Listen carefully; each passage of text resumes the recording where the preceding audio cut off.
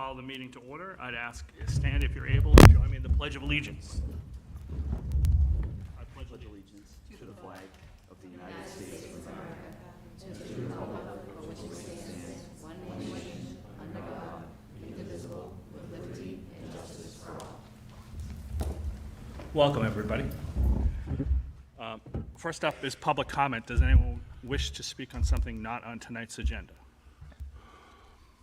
Seeing no one, I'll move on. We decided, I'm going to invite the chief to come on now and have a seat. We decided that Chief and I had a conversation, and it made sense to have a sort of a conversation with the chief and the community about safety. I do want to say a couple of things first. First and foremost is this, and this may be tough for some people, but we believe knowledge is power, and so when discussing the safety in Middleborough schools, we don't have a discussion about specifics. We never have, because we don't want anyone to know what we do. In addition, just so people understand, we don't even talk about, for example, what companies we deal with, what kind of programs we deal with, so that people don't know. Rest assured, first and foremost, what I need everyone to know about is when discussing safety, safety is not decided sort of on our end because no one here is an expert on safety. Safety is really where we bring in professionals, and the chief is there at all those times, both the fire and police chief, to make sure that they meet their criteria as with what we need to do. Unfortunately, we seem to have these conversations a lot more and more since I joined the board. I think it's important to have the conversation and keep the community informed, but it's sad that we constantly have to have these conversations. Middleborough is a really different place. I've worked with a lot of police departments, as Joe knows. I've worked with a lot of schools. I am extraordinarily proud of both our chief and the men and women he served because they're a fantastic department. And when you spend time across the state, you see that over and over again. I also want to say that the first one to reach out to me the day after the Texas shooting was the chief. He sent me a text, and we later talked to each other by phone that day, as he talked to pretty much every administrator, we either on the phone or when he stopped by the schools, because he stopped by every school that day. Joe's not just the chief of police, he's a granddad and a father and an alumni.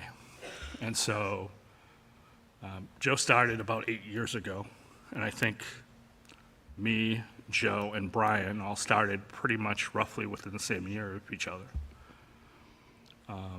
Joe's really made it important that the schools have a good relationship with the police department, and we have too.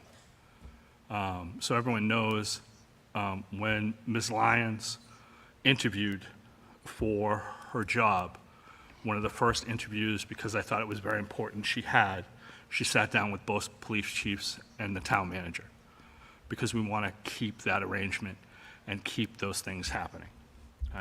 Joe served on the search committee when we hired Brian, so he's been there and really helped out over and over again. So Joe, I'm going to turn it over to you to start, but again, I want to start off by thanking you, not only for reaching out and having a conversation, but sort of, the attitude that you have in making it a good relationship with the school department. And you and I both know that doesn't happen everywhere. So thanks, Joe.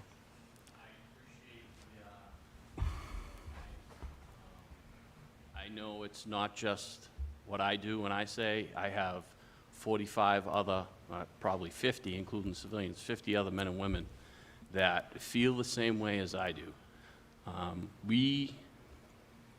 It's funny because last week, even though we were dealing with the fallout of Uvalde, we were still here. We had a police officer involved in, a charity wrestling match, the SRO, Officer Phillips. I have the other SRO involved in coaching and being involved in all these different things. You know, the high five parade, that, I have officers that want to take, not the high five parade, the senior walk. I have officers that want to take part in that. The high five, I had 25 police officers the Thursday before, the Friday after April vacation, coming out and giving high fives. The men and women of the Middleborough Police Department are parents, are alums, are involved in the community. It's not, Middleborough isn't a town where, you know, we have to import our police officers to work and then they go live in another community. A majority of them live in town. They're invested, and I'm invested. So when something like what happened in Texas last week takes place, it's important that, you know, we go out and we make sure I'm not going to put everybody at ease. There's no magic words that I can give to the principals of the schools that, you know, this isn't going to happen. I don't ever want it to happen. All I can do is prepare, train, you know, take a positive approach, a proactive approach at being involved. You know, 2 days after it happened, I did go around and visit the principals, and it was funny because, ironic, I had a conversation with Mrs. White about a door at the MKG, and I have my little, every officer has their little ID card to get in the doors, and the door, in a good way, is broken because it won't open. You have to actually buzz it. So to me, that's an extra security measure, which is a good thing. If it's not working, at least work in a positive way, and it is. And I made the comment to her about the door, and we had a conversation about it, and I told her, I said, Dad, don't worry about the door. I said, I'm driving through the door if it happens. And that was before the information came out that's coming out. Now, I don't know specifics of what's going on. I just know everything that you know, and, you know, the reports of, you know, maybe some hesitation, and I'm not sure. But she texted me later on the day when it started coming out. She's like, thank you for telling me you were going to drive through the door. And I want everyone to know, there's not a Middleborough police officer that wouldn't. Now, just saying that, that's the mentality that we have. Are we actually going to do that? If the scenario were to be presented that we had to, we would. But we are well-trained. We hopefully don't have to drive through a door. Hopefully it never happens. But as you, Brian and Rich know, we've had extensive training over the last 8 years on this specific topic. We've had practical training that I think was at the time pretty cutting edge.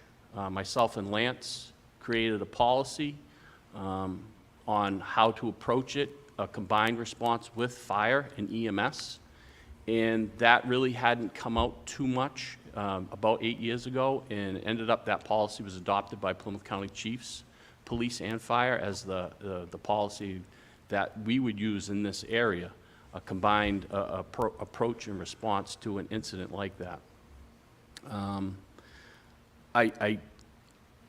Unfortunately, officers of my age, we never trained for this in, you know, any point in my career up until maybe the early 2000s. They actually started having active shooter training. I never got it when I first started. I had a conversation with the director of the Plymouth Police Academy a couple days after Uvalde, and I know what they teach, but I wanted to be reassured, you know, so I could speak about it tonight. That's a module that they're getting taught in the police academy. So, and it's all the same terminology that, you know, we implemented 8 years ago.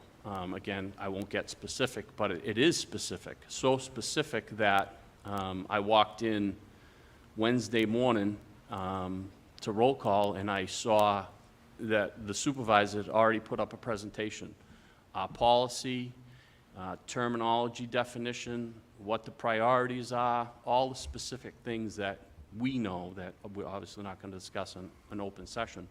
And I was pleased to see that my supervisors took the initiative, hey, this is something, let's look at it again.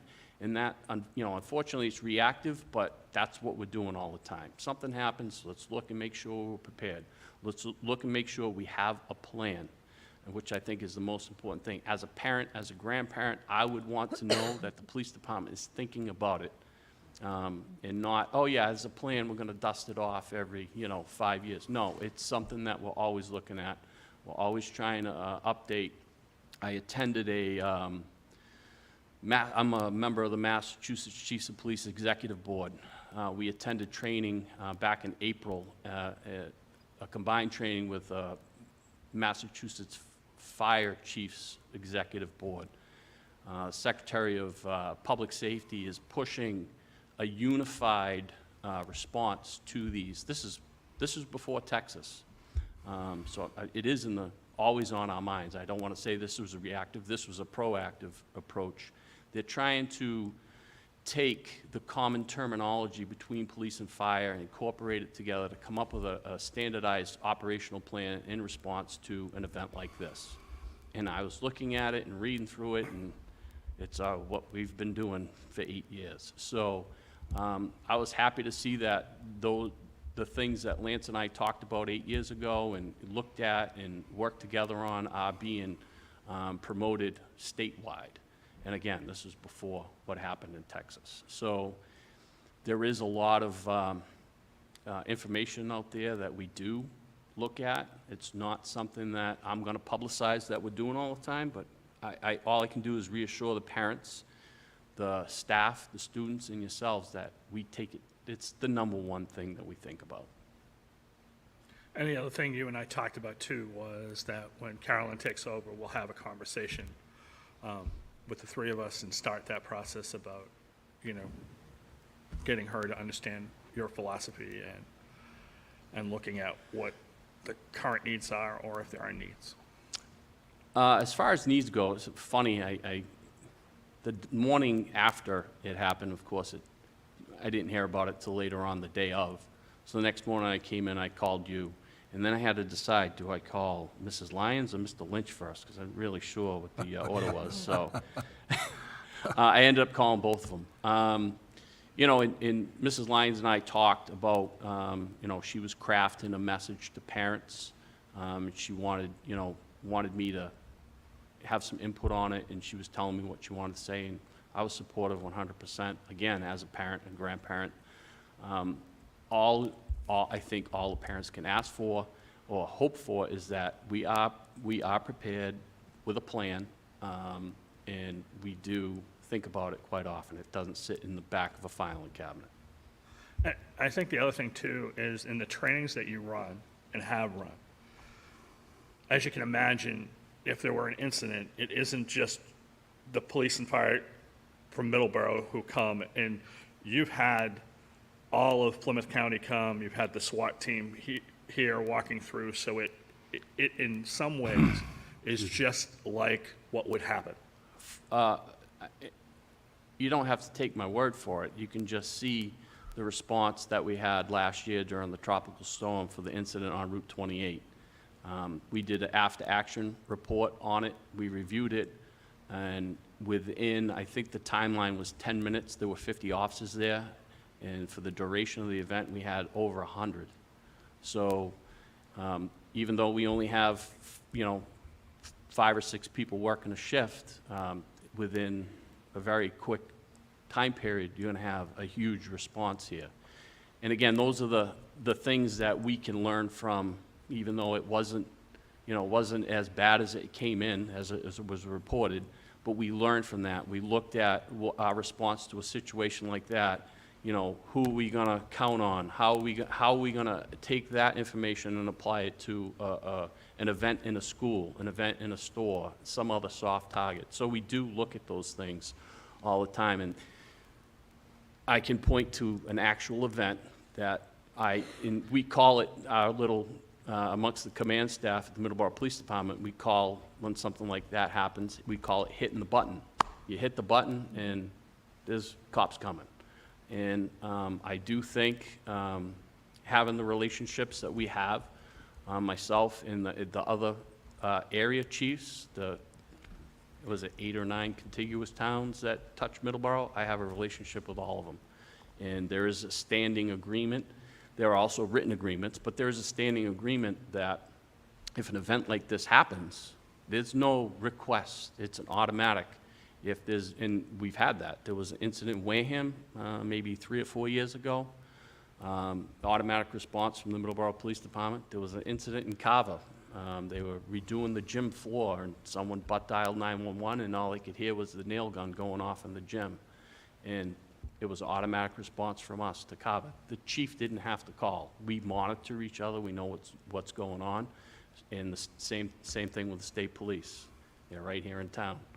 So the response is not the concern I have. If anything, the thing that keeps me up at night is the saying, you know, when seconds count, we're minutes away. That's the concern I have, and that's what keeps me awake at night. Mr. Chair. Go ahead. Speaking of that, first of all, thank you so much, because you and I have had many conversations over the years, and your community policing approach is always something that I've been admired and I'm grateful for. But so years ago, we had the school safety officers, and I realize that the funding is not there for those officers anymore, but sort of thinking out of the box a little bit, I know when you set up your daily post for your officers, has there been any thought of maybe being less than minutes away, maybe putting an officer posted near the schools as their sort of that's their spot, and then if they were needed somewhere else, they would go. But I'm sort of thinking out loud a little bit, but just where we don't have that many school safety officers anymore, and we used to, would that be an option? So what I think needs to be clarified is the difference between a school safety officer and a school resource Right, officer. which So we have 2 school resource officers, Officer Phillips and Officer Wixton. Their responsibility is for all, I would say, in my mind, I know there's 5 campuses, but in my mind, there's really only 4. 4 geographical locations in Right. town. And between the 2 of them, they divide up the 5 buildings, and they somewhat rotate through. When we had the SSO program in response to Marjorie Stoneman Douglas shooting in Parkland, Florida, we immediately took police officers and put them in every school. The response to it was great. It was a unified, cooperative plan put in place between myself, the town manager, selectmen, Mr. Lynch, Mr. Young, and it was, just happened. And of course, and it was in place for a while, and then COVID hit, and then we stopped doing it for funding reasons. We have not gotten back to it. The police department does place those 2 officers in the schools at the police department's cost. So to take any more officers that we have and place them in a school would really impact the services that we can provide elsewhere, because we do have minimum requirements that we do have to meet for the rest of the town. With that being said, unfortunately, when something like this happens, there's always the phone call, myself to the midnight sergeant, make sure there are extra cruisers at the school so parents can see the car when they're dropping off the kids. Just to give people peace of mind that, you know, again, we think about it, and we are kind of paying extra special attention to it, but it's something that it's not sustainable. It's not going to be something that we could do every day. Again, I want parents to feel that, you know, or to know that we are thinking about the situation, and but to sustain it, I'm kind of restricted and confined on what I can provide other than, you know, a Band-Aid. Do you know of any grant programs that we could pursue? Is there, I mean, I'm happy There to are- do research myself, but I didn't know. There are oftentimes some funding for SROs. I have been told that that's one of the things that will, as a result of what happened in Texas, that's probably going to be coming down the pike in the near future from Department of Justice is funding for more SROs. But again, I mean, we have 2. Believe it or not, that's more than some towns have altogether. So, I don't know. It's, again, it's not something that I would, you know, sit up here and demand. I'm not, if the community wants more, we have to come up with a plan to get more. Because it's obviously wouldn't be, I don't have enough of the regular police officers to staff what our major responsibility is providing service to the town. Sure. Thank you. Through you, Mr. Chair. Chief, the morning after we talked, we had a conversation, and you mentioned the fact about gun control in Massachusetts versus some other states. Can you talk just a little bit about that? That there are different hoops in Massachusetts that somebody who wants to buy a gun has to go through, correct? So, not to be, I don't want this to turn into a political issue. However, the comment I believe we were talking about was the ability for that person just to go out and get a gun when he turned 18. That's never going to happen in Massachusetts. So we talk about waiting period. You actually need the ID in hand to purchase a gun in Massachusetts. To get the ID is not, someone's not going to be able to go out and get a license to carry because they're mad and then act upon their anger within 48 hours of when they turn 18. It takes 3 months to get. So to prevent, you know, that person who is, you know, and maybe a mental health crisis and, you know, they're not thinking rationally and they're, you know, reactive to whatever's stressing them out, they want to go out and buy a gun and take, you know, their frustrations out. That scenario is what the conversation we were having. Yeah. You know, thankfully, Massachusetts, you have a lot of hurdles to overcome to actually obtain a license to carry. And it is probably one of the more rigorous processes across the country is Massachusetts' permitting process. Thank you. Go ahead, Mr.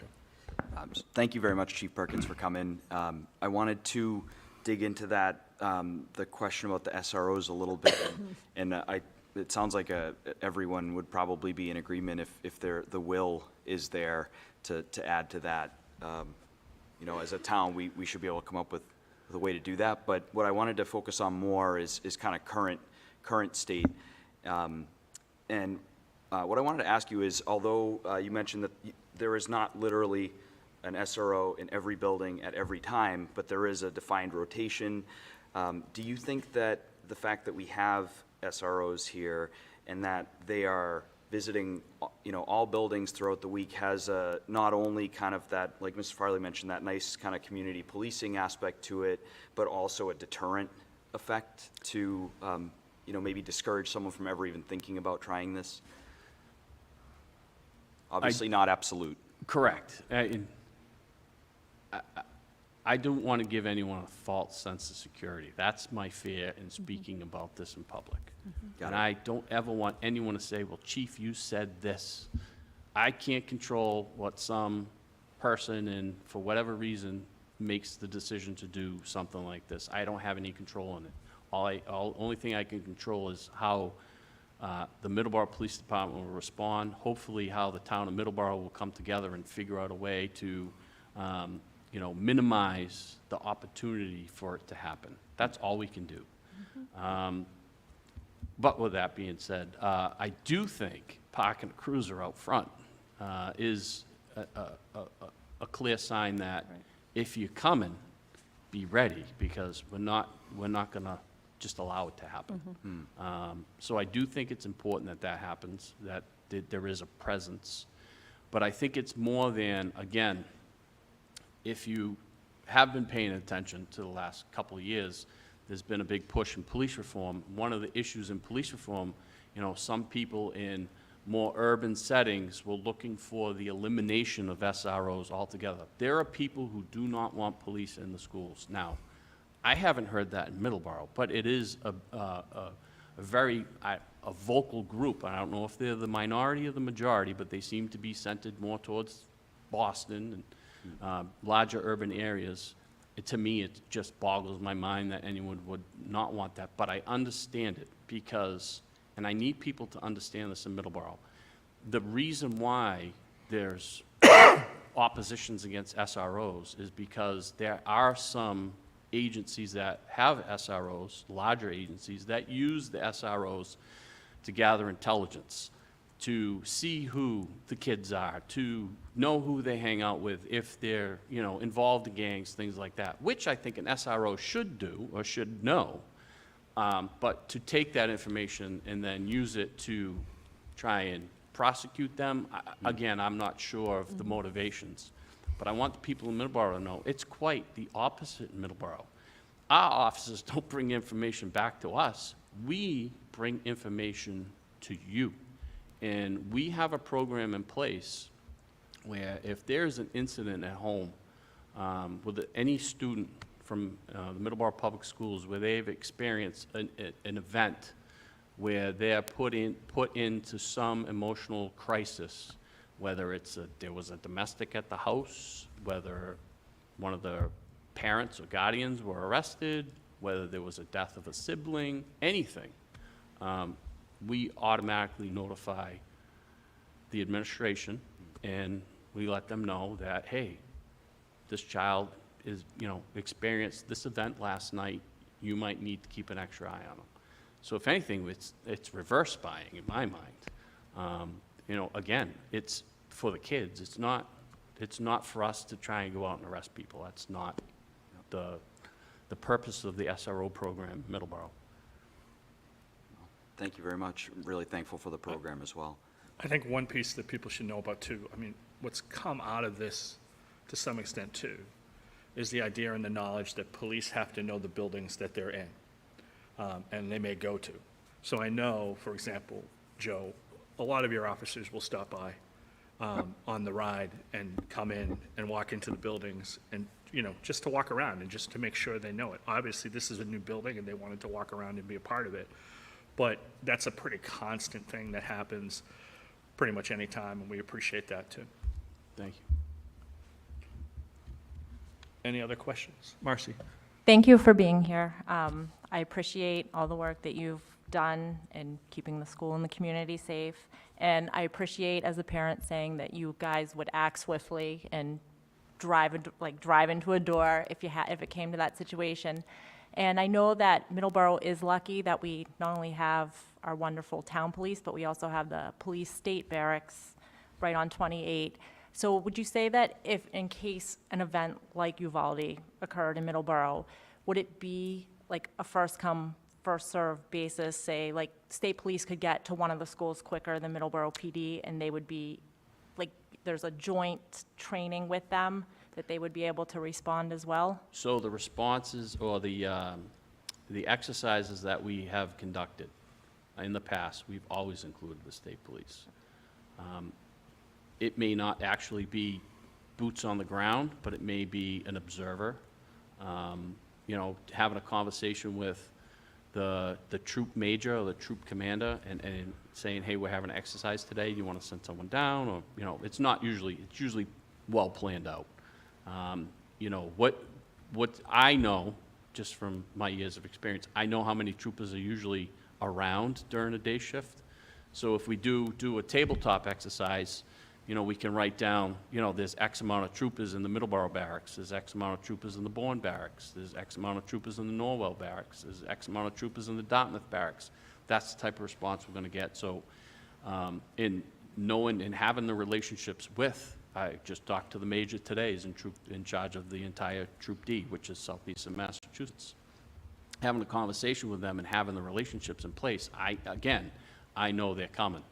But to kind of go back to what I was talking about, that the meeting I attended with Mass and police and fire Mass chiefs, talking about commonalities, getting on the same page, so everyone does it the same way. Now, when the fire chief and I talked about 8 years ago, and we did that very first exercise, you know, we talked about, there was terminology we used.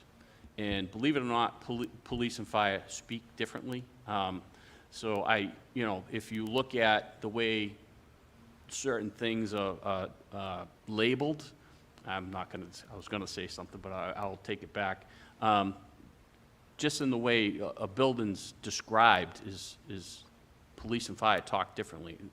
I might say the north side, they'll say something else. So we needed to talk the same way. We did that in Middleborough 8 years ago, so we all know what this term means. When we say this, we know what that means. We realized when we were doing the training that we know what that means, but Middleborough Police now know what this fire term means. Carver Police didn't know what it meant. So now that's at the state level, so everyone's talking the same. So when I respond to Apponequet, I know that the way I respond is going to be the same way in Lakeville as it would be in Middleborough. If I went to Wareham, it's the same way in Wareham. That's where policing is now, or the response to these events. We're all doing and saying the same thing. We all know when you respond, you don't line the cruisers up and the fire, you know, a mile down the road so the fire trucks and ambulances can't come in. Those are lessons learned. Newtown was a parking lot. They couldn't get ambulances to the scene because all the police cars were parked right in the middle of the road. Little things like that. We're all having these conversations. We're all talking the same way. We're all understanding, which is mind-boggling to me, that we have priorities, 3 priorities. Well, there's more, but there's really 3 for us, your first responders. And we all know what they are. I took a picture of them and I sent them to Brian and Rich. When I walked in the state, I said, look, the supervisors are making sure we're all on the same page, literally. Thank you. Yep. Mr. Chair? Yeah. This is more of a question for Brian, but a part of the discussion regarding the trainings for staff. Obviously, we've had COVID, and they're probably doing more conversations, but what is the plan going forward? And perhaps you and Carolyn have had this conversation for those trainings to happen involving outside, you know, chief, police, fire. So to answer your question, we have a district emergency response Right. team, the DIRT team. It's coordinated by a committee run by Mr. Dizell, who's the assistant principal here at the high school. That manual is updated annually. Trainings are done with students annually with the ABCs. And I think maybe either the next meeting or a meeting down the road, another visit from DIRT would be a good idea to have Andy here. He's been here before. We used to get him here on an annual basis. He hasn't been here in a while, since COVID, really. But the trainings that the folks do with the DIRT training is they meet monthly, they update the manual, and they do training with students. We've had training with staff in the past, and when new staff come in, they're trained. But we don't do an annual training. The police don't come in and train our faculty and staff. And down the road, I don't know, Joe, if you have any ideas about that, if that's something that might be a topic that might be broached with our DIRT team or Those conversations we can have.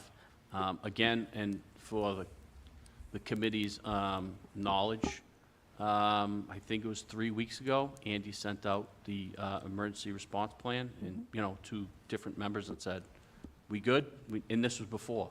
So again, it's just another example of being proactive and making sure that things are, you know, worked on, reviewed, analyzed, you know, so if it ever happened, we at least have a good understanding of what to do. You had referred to the terminology, so that was sort of where I was getting at, is, does the DIRT team have? Totally different terminology Right. for what, Right. for But what if you staff. came into a building and the DIRT Yeah, response that's, team they're, said, then they're Right. not even included. So staff's terminology, you know, their priorities, their, you know, 3 main priorities are different from what we're doing.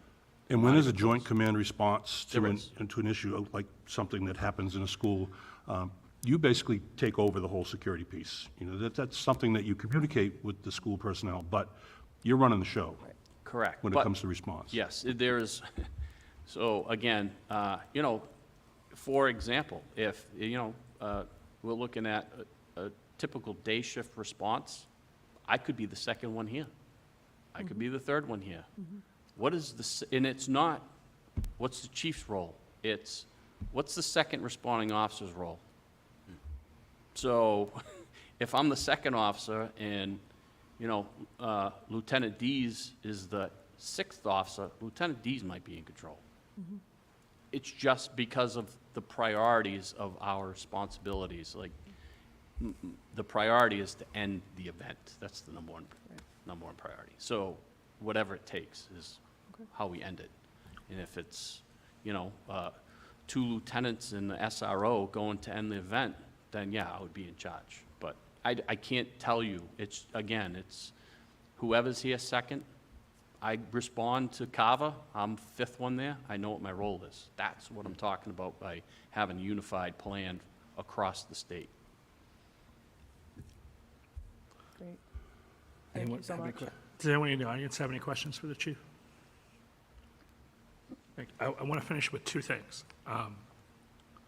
One is that the chief said that, you know, people would be driving through the door.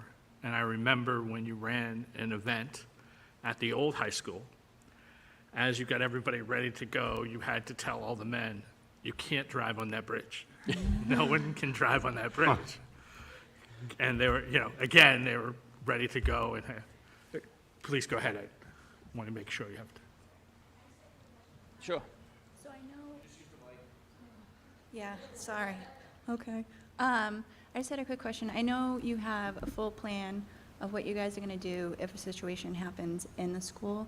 I'm just wondering if there's more of a plan of how we're going to stop it from even creating, how we're keeping people out. You know, fortunately, we have an awesome new high school, and it has a great setup, I feel, like where you are let in almost to like a holding cell, and the office is on the other side of the glass, and you're not even allowed in. And I just feel like at the elementary level in Nichols, you're buzzed in, and you're buzzed into a whole building of babies before anybody could even stop you. And like, that's my biggest concern. Like, I have full belief that you guys will do what you need to do when it happens, but like, how are we stopping it from that point of them even getting into these buildings? I think the better question is if you could figure out how to prevent people from doing it in Yeah. the first place. And if we had those answers, we wouldn't be sitting here. I'd be in a nice tropical island. But I don't know.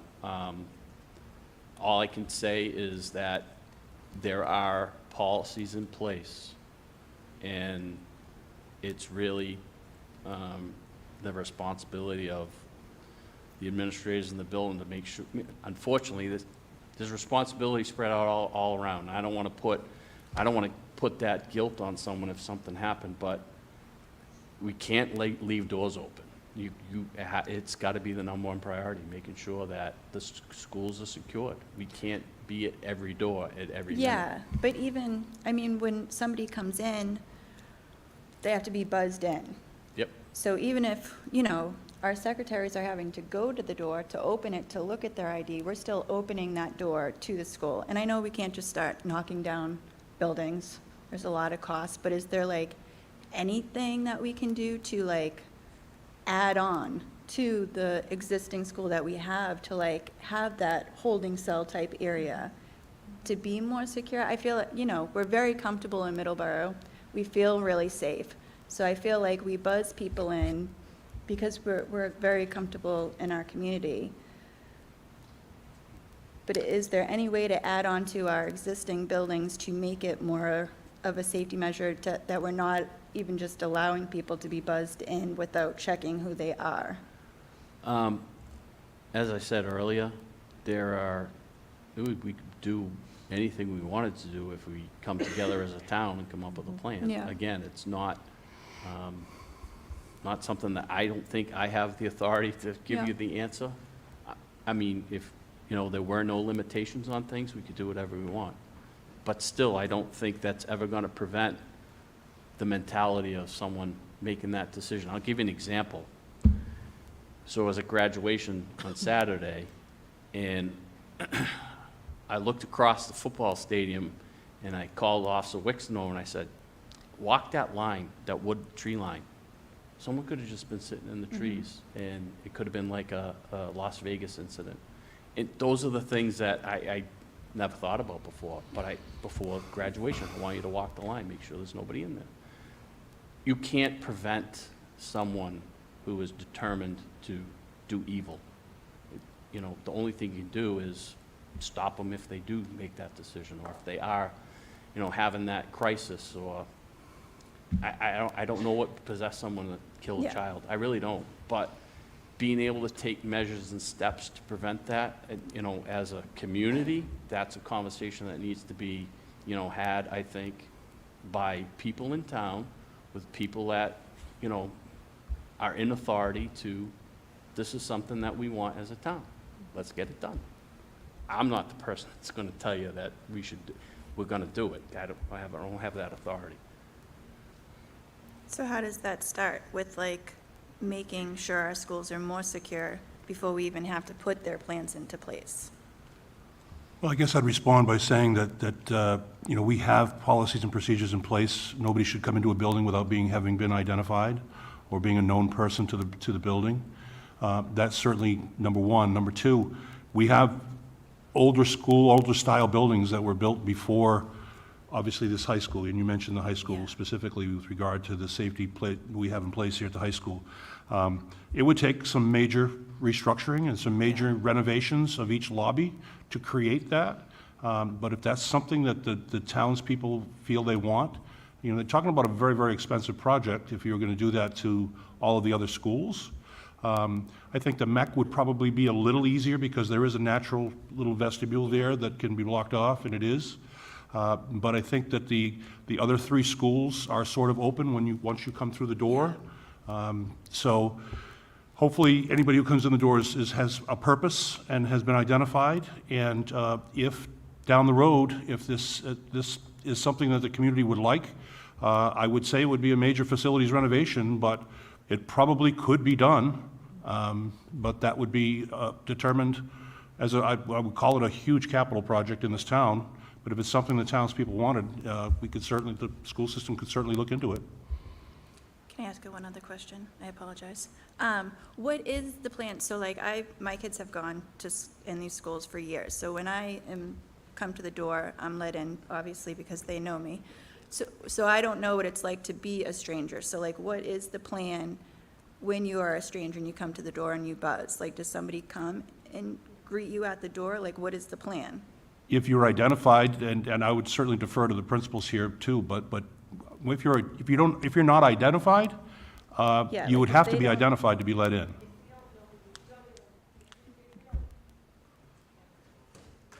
I'm sorry. Sorry, Lisa. Chris, it's way up here. So if we don't know, we know who you are. But if we don't know who you are, we have a camera system. So the secretaries, you're on camera. We ask, you know, what is your business, or, you know, at school. You identify who you are, who you're there for. We'll ask you your student's name. You know, the reason why you're in the building. You come into the building, into the office. We ask for an ID. If we don't know if you were dismissing a child, we check your ID with what's on Aspen. So if you come to the school and you say, you know, we've had people come to the door that, what's your business? We get the stumble. Yeah. No, I get a call. Or we've had parents that we don't, you know, family Yeah. members, they're not sure. I'll go to the door. Or, you know, sometimes I've had to call an SRO. We had a situation, we had someone come to the door. We knew it wasn't someone from our school. They couldn't identify a child in the school. They didn't have a reason.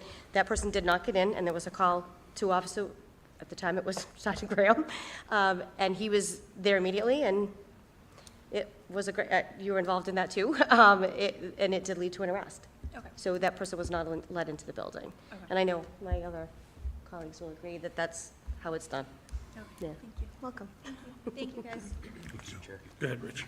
Yeah, so just in regards to what you had said, I would be really interested, obviously, the final project, like you mentioned, Mr. Lynch, would be a large capital expense for the town, but I would be really interested if we have ever done or would consider doing, kind of inviting a company in to do some kind of a security audit of our facilities and find those issues that might exist. Has that, We've never done that.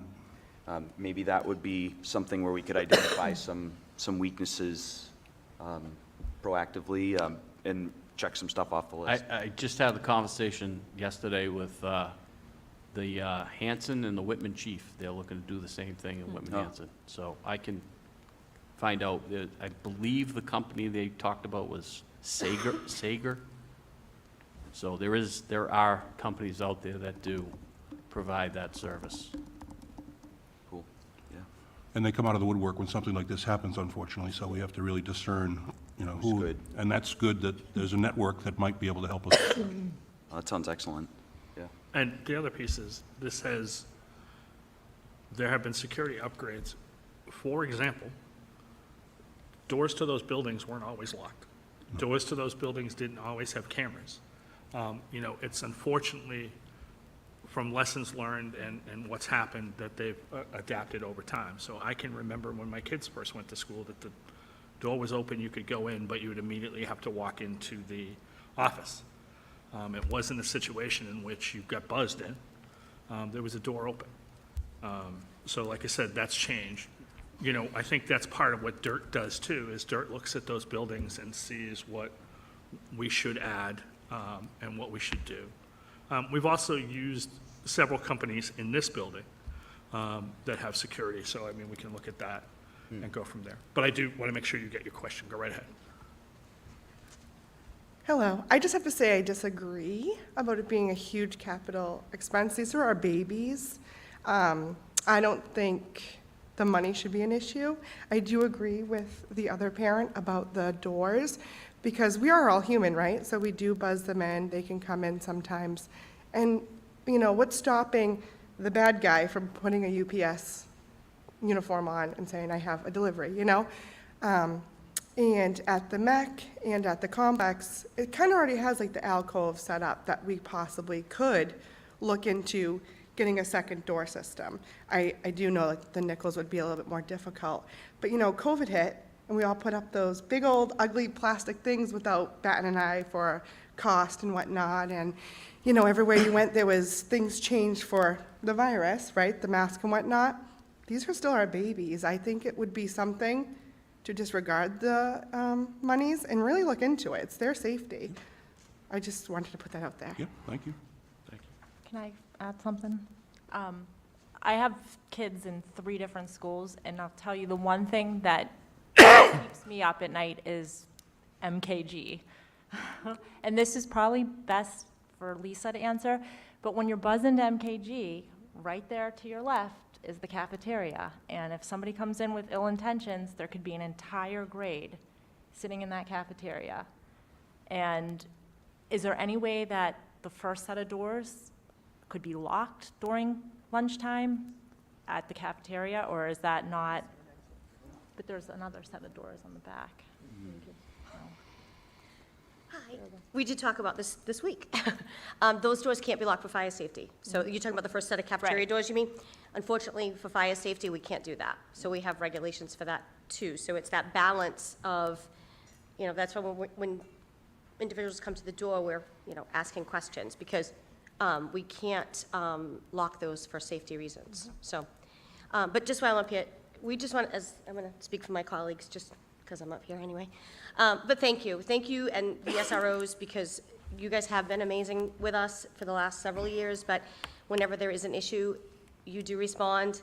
I know I've sent emails and text messages at 9, 10 o'clock at night with questions, and they've always responded, and they're amazing. They've been great. I know everyone will definitely agree that it's an awesome response from Middleborough Police. To have the chief come that day himself and say, was just a deep breath, to know they do have our backs. Officer Wixton is in my building, and he knows our kids, and he knows our families, and to watch him dance and sing with our little ones, and they're not afraid, and they built relationships with him. And it's been an awesome, awesome program, and if we could have more, we would love to have more SROs. You know, I did receive emails and phone calls about why the police were outside of the building. They wanted to make sure everything was fine. Yes, you know, it was great to have that presence, and it was wonderful. So I wanted to speak on behalf of all of them, that thank you. You're welcome. I just really want to quickly add something about the doors at the MKG. I volunteered there all the time, and today they were working on the doors. Forever, every time I'm there, when you walk in front of the door, it clicks. Today is the first time that I actually heard them say, when the door is clicking when you walk in front of it, it's trying to unlock itself. So when he said that when they try to buzz themselves in and it doesn't work, it's like an added safety, it's actually not. Because every time someone's out there walking around with one of the children to look at the case for the school store, the door clicks. The door is physically trying to unlock itself, and there's a problem with it. And so it's not a safety issue, because when it decides to completely go, the door might not lock at all.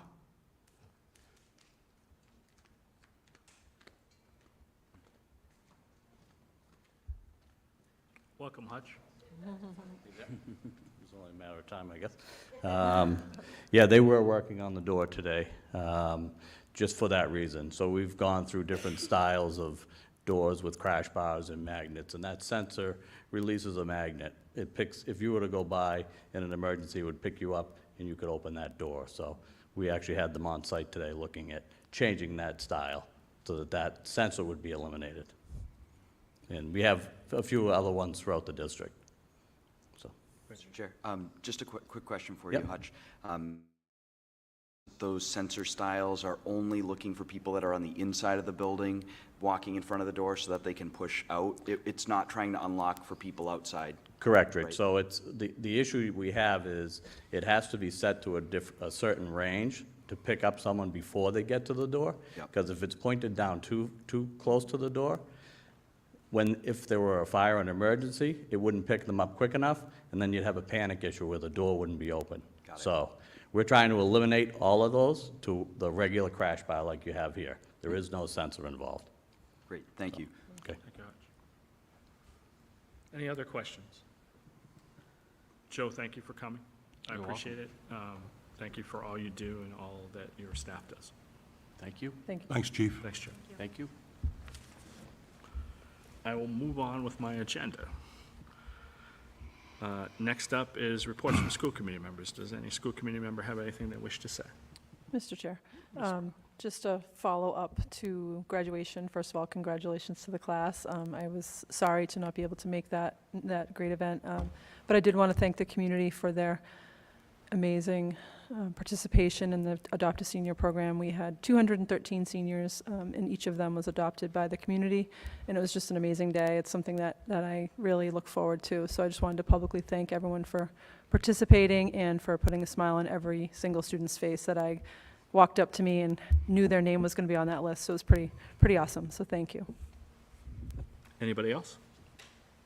Yep, sure. Yeah, Mr. Chair, I just want to thank Teresa for putting on this program. It's been going for a few years now, and you started it. And one thing that I saw Mrs. Farley write online that I thought hit me pretty hard was someone came up and asked if they had a gift. And one thing that I noticed that Mrs. Farley does with this program is she won't even run it if there's one single student that's not adopted, just because it seems like the right thing to do. So just a huge thanks to Teresa and her team and that mindset that she put into the program. Thanks. So.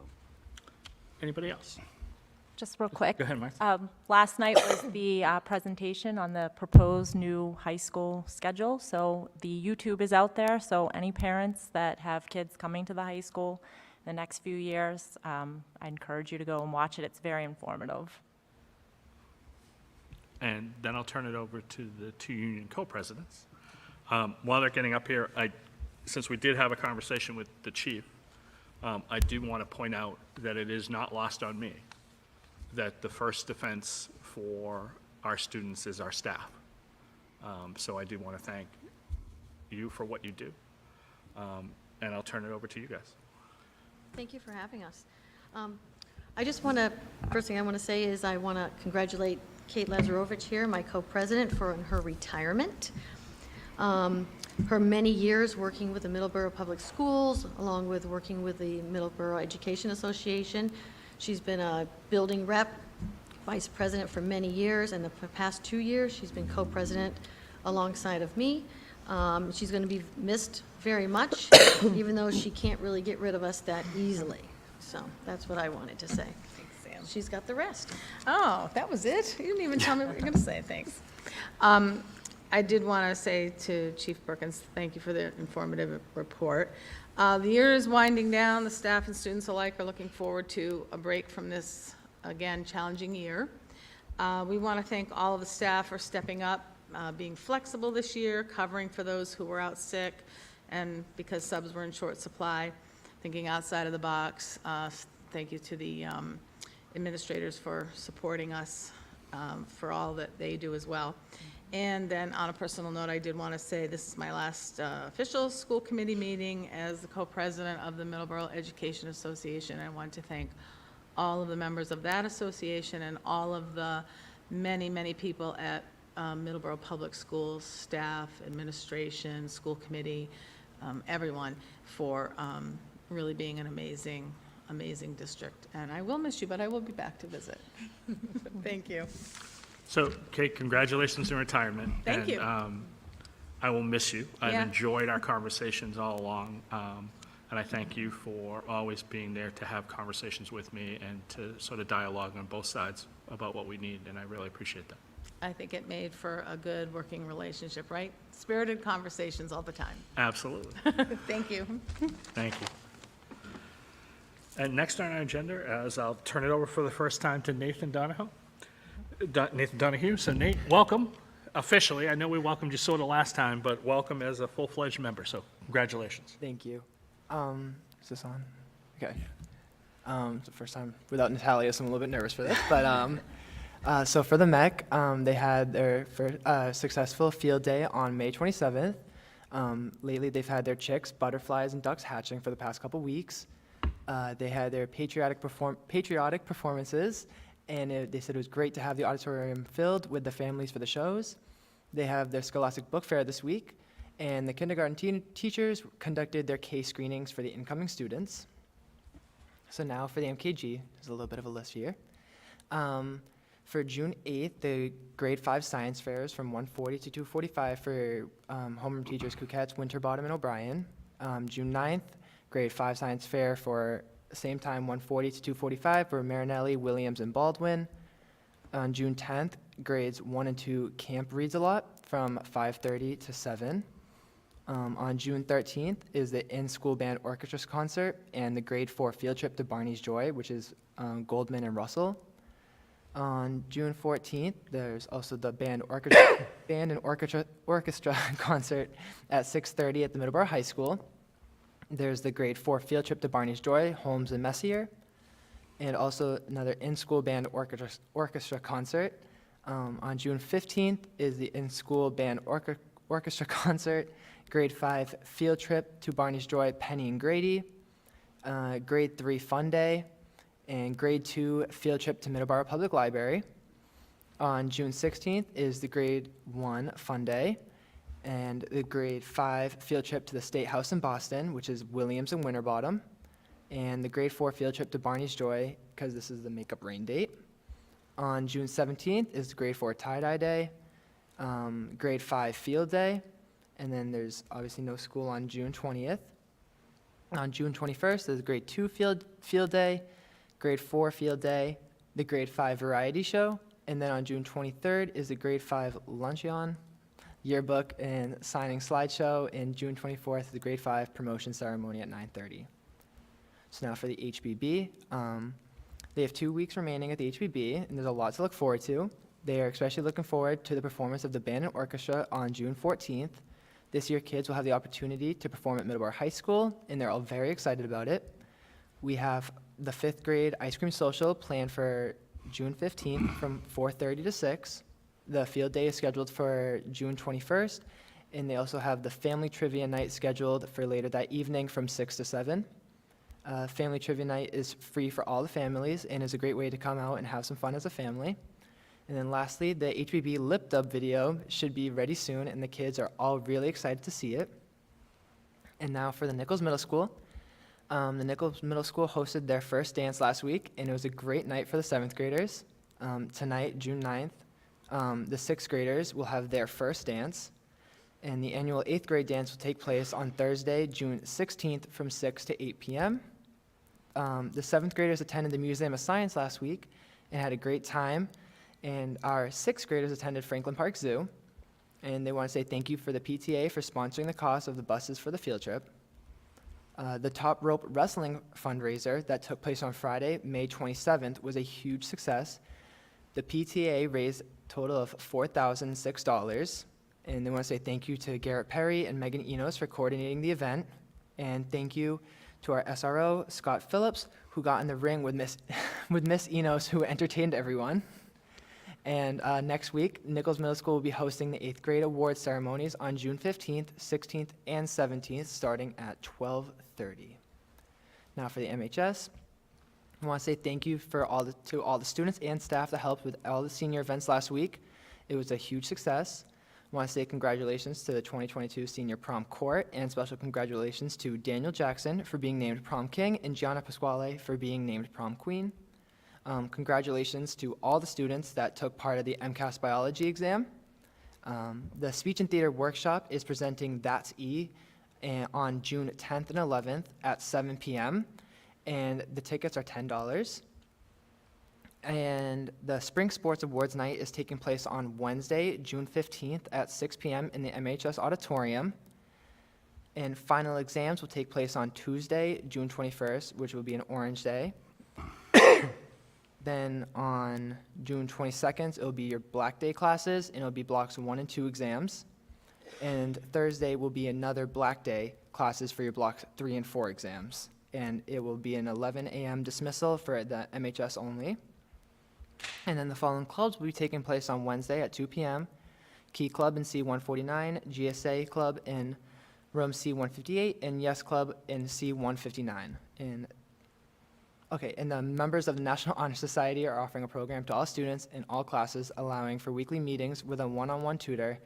This is a free tutoring opportunity, and please reach out to Mr. Goldman if you're interested in anything. Thank you, Nathan. Does anyone have any questions? Rich, go right ahead. Sure. Well, first of all, thank you for doing that. That was quite an extensive list, but I can tell Natalia has prepped you well, because you did great. And I was wondering, actually, if the chair is okay with it, if we could just hear a little bit about Nathan and maybe why he wanted this or how he ended up here. Yeah. Floor is yours, Nathan. Floor is yours. Okay. So I'm Nathan Donahue. I'm a junior here at Middleborough High School, going to be a senior next year. I am a tri-sport athlete. I do soccer and run track. I try to be, what my saying is, I try to do everything I possibly can as a school. I try to stay as involved as possible.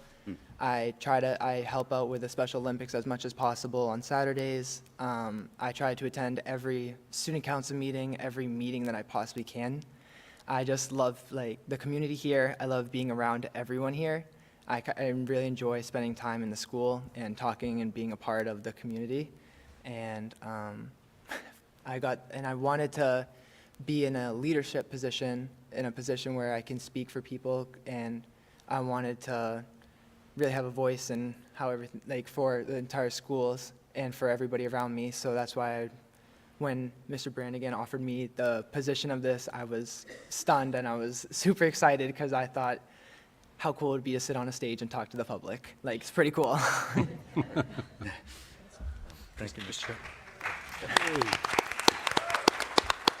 Rich, you had a follow-up? Yeah, I just had a follow-up, and just want to run this by the chair as well. But so I believe a student representative is required by law position. I think it's super cool that a student has a seat at our school committee meetings, and I would just say, obviously, run it by the chair. But I think proposing topics to the chair that maybe you might be interested in having us discuss up here would be a great opportunity for us to hear more from you and from kind of the, your student council groups and everything else you're a part of. So I would say, kind of make it your own role, whatever you want to bring to us. So, Rich, Nathan and I have communicated Okay. already. What we tend to do is we sit down with Mr. Brannigan. We've sat down with the student reps before and sort of outlined their roles and responsibilities. I think the important things are that they're more than welcome to add items to the agenda and have conversations about them. I do like them to have a conversation with Mr. Brannigan first, so he knows usually what happens. A lot of times it's about the high school, but we do want to make sure that they're added and valued. And like I said, Nathan and I have already started our discussion, and we will be meeting to do that. Awesome. And there's other pieces that Nathan can do too. There's MASC has a special a workshop just for student reps, and they are included in the last day of the convention normally. And so we're going to try to work those pieces out. Awesome. Cool. Thank you. No problem. Thank you. Thank you, sir. Thank And with that, I'll turn it to the superintendent's report. Thank you, Mr. Chair, members of the committee, members of the audience. My first report is the COVID-19 update, and I'm happy to report that, as you know, the last meeting on the 19th, we had 50 in the district. We have steadily gone down since then to a number that yesterday afternoon was 8. Nice. So we're down to 8. We have 0 at the Mary Kay Good School, which is great. That concerning number at Nichols Middle School, which was 28 last time, is down to 1 at Nichols. So happy to report the downward trend, and hopefully we'll be down to 0. I don't like to report that there's 8 people who are sick, but the town has reported that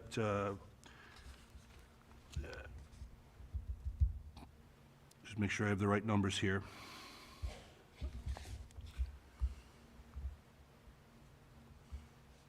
Paul Magnesco, there we go. 11 PCR tests under 18, 63 positive, and that was yesterday.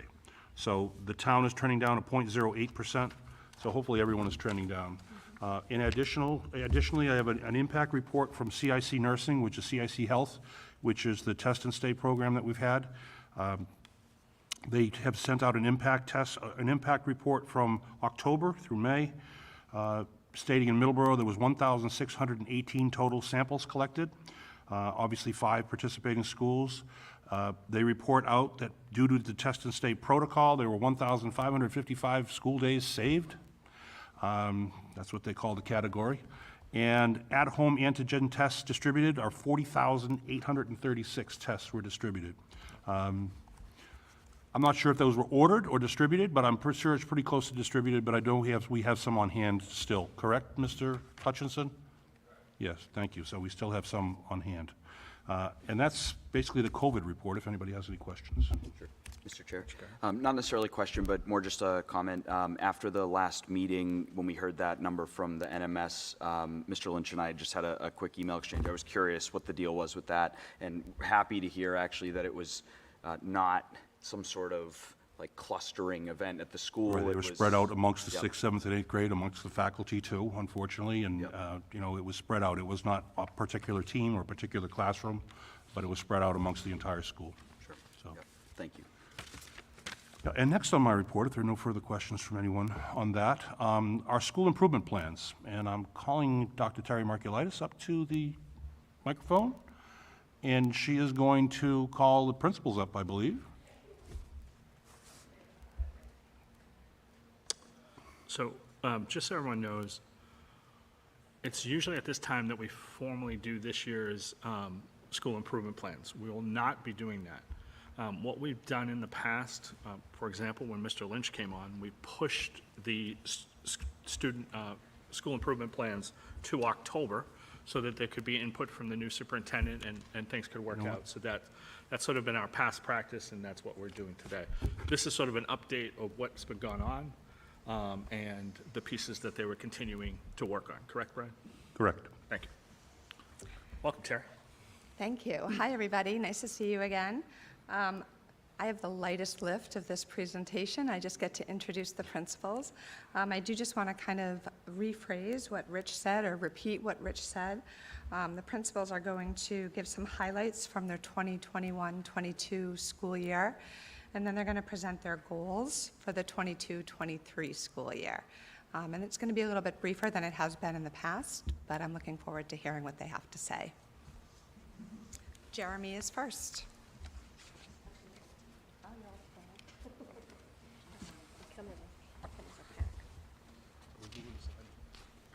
That's Derek's job. Good evening. Thank you for having us. So first thing I'd like to do is to thank the members of my school council. Mrs. Nicole Kelly is a parent. Mrs. Tina Langdon is a parent. She's also our PTA president. Mrs. Tracy Lord is one of our teachers. Mrs. Beth Favell, who was a retired teacher, was on our council for the majority of the year. And then Mrs. Carol Carver, who was our community representative. Thank you. Oh.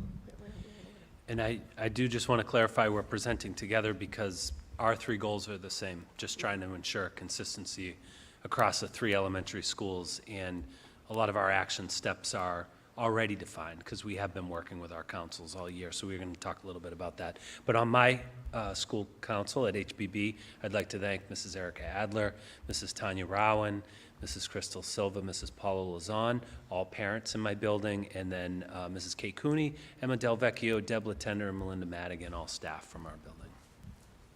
We didn't sit in the right order. And at Mary Kay Good, thank you to our school council members, Jonathan Weiberg, the assistant principal, Lindsay Teo, our community member, Susie Winterbottom, a teacher, Julie Coster, a parent, and Sarah Curtin, a parent. So as Mr. Thompson did state, our goals are the same because it's important to us that no matter what school you attend in Middleborough, I know you've heard this many times, it's important that the education is the same and it's equal because we're all coming from the same town. So our first goal, improve student performance and instruction for all students in literacy for grades K through 5. Continue to align and implement curriculum instruction and assessment in mathematics to ensure improvement and growth with all students grades K through 5. And to foster an inclusive environment for students and families so that all students feel like they belong and are equipped with the social emotional learning skills required to meet with success. So I'm going to first talk about our ELA goal. And as you can see, again, it's improved student performance and instruction for all students in literacy K through 5. So as you know, we've come to you before with our plans, and we have a research-based instructional model grounded in authentic literacy experiences. The instructional framework supports our teaching model, and it's built in time for authentic work in reading, writing, language, and word study.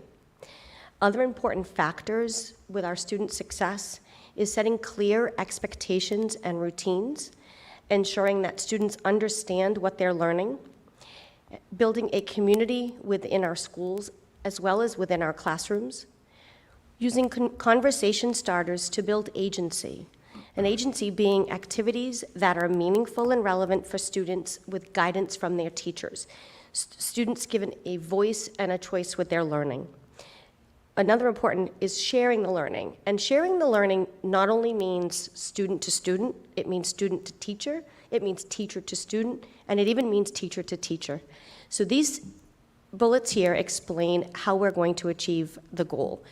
First, through professional development in the areas of writing, word work, and reading foundational skills. Continued support of training of balanced literacy approach to K through instruction K to 5. Implementation of early bird screener K and 1. The coaching cycles and job-embedded professional development. Develop our curriculum maps.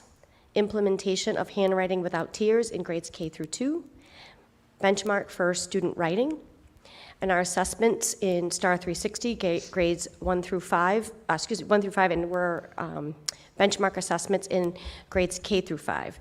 You'll see I'm presenting ELA, Mr. Gobiel is presenting math, and this all comes through with the framework that Mr. Thompson's going to explain how we have our goals, but there's also a way in which we work with our students and our staff to reach these goals. So it all flows, and I think it's a nice piece that we're all doing this together, that doesn't matter where you go, like I said. You're up, right? Our second goal is in regard to math. Unfortunately, a lot of our professional development this past year, last couple of years, has been focused on literacy. Math has been kind of put on the back burner, but it definitely needs to be in the forefront. It is one of our goals at the elementary level. Continue to align and implement curriculum, instruction, and assessment in mathematics to ensure improvement and growth with all students grades K through 5. And again, these are sort of our action steps. Review and revise our curriculum maps, professional development in guided math. STAR 360 at MEC. We have not had a digital assessment system other than we've used Dibbles in the past, but we didn't use Dibbles. So it'll be nice to have some true data that we can track. ST Math will continue in grades 1 through 5 at the complex.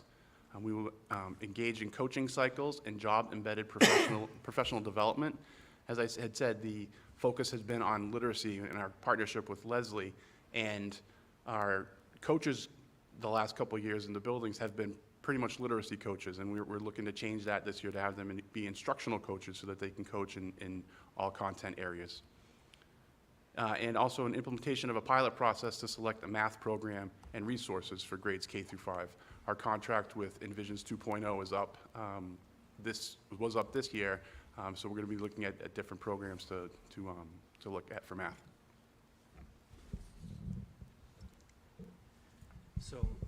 So all of those are really just some of the bullets, I think, that you'll see in the 3 plans come in the fall. But those are the things that we know we're going to be doing in ELA and math. And one of the things I was going to talk about briefly tonight is just embedded within all 3 plans is the structure that we are implementing in order to move all of this work forward. And so we have a lot of acronyms, right? PLC, which is Professional Learning Community, RTI, which is Response to Intervention, CST, which is Child Study Team.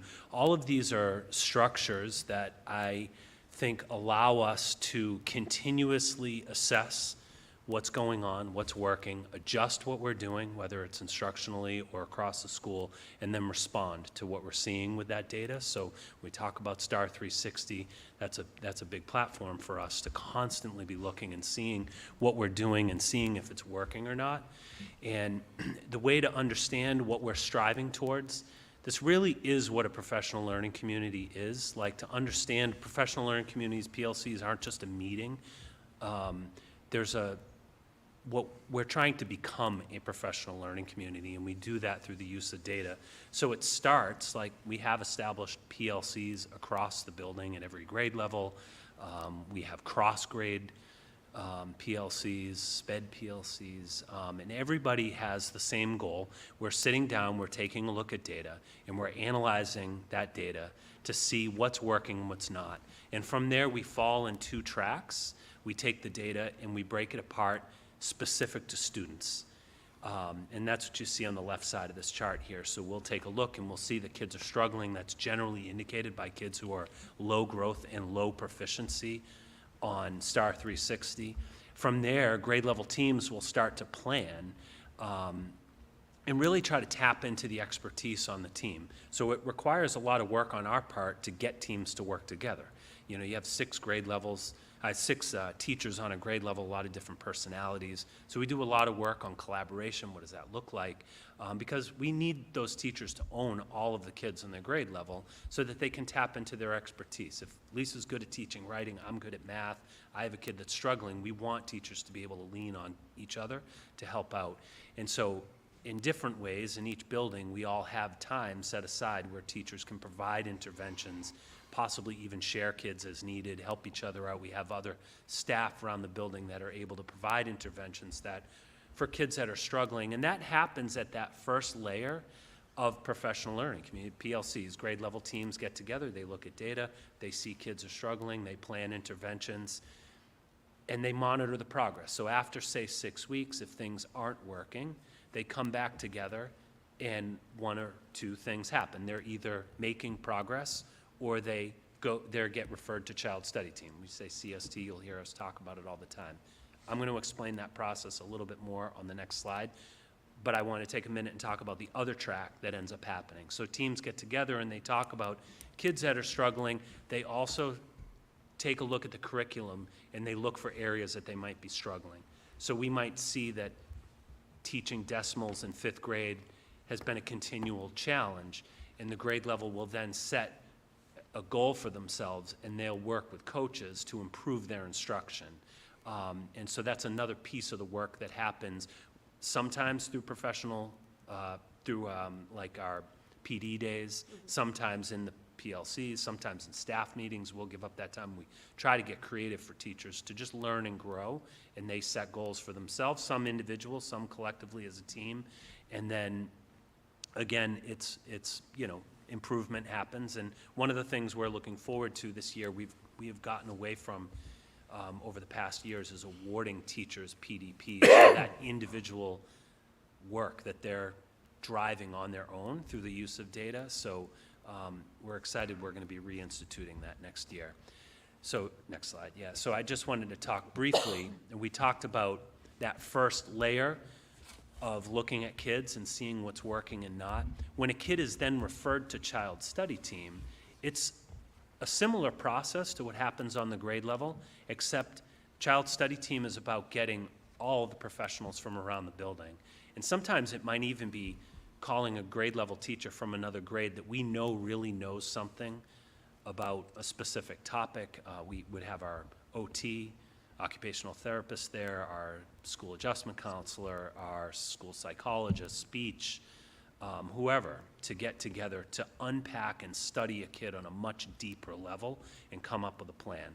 So typically in our building, what happens is it's a real thorough analysis of everything that we've done and looking at data, looking at past years, because we keep track of that information. That's what Panorama is, actually, is in time being able to house all the stuff that we're doing and seeing what's working and not in a centralized location, and developing another plan that we would try, monitor the progress over, say, 6 weeks, and then if that's continuing to not work, we're talking about a referral for special ed.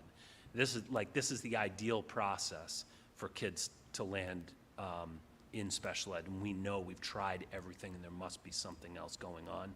But most often, this process results in improved student performance. So that's the underlying structure that the three of us are really working hard to try to build into our plan. So you'll see it weaved into all of the goals in the fall. When you see our plans, you'll see it in different places. So.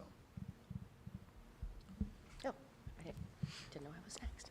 So goal 3 for us is fostering an inclusive environment for students and families so that all students feel like they belong and are equipped with social emotional learning skills required to meet success. These are some points that I've made. This is going to be spelled out a little bit more, as Mr. Thompson said, when we develop our full plans in the fall. Professional development related to social emotional learning for our staff. Common choice, grades K through 5. Continue to implement character strong and purposeful people. Grade level town meetings. Targeted tier 2 intervention for students new to MKG and students struggling in the area of SEL. Continue to review grade level targets and expectations for learner behaviors.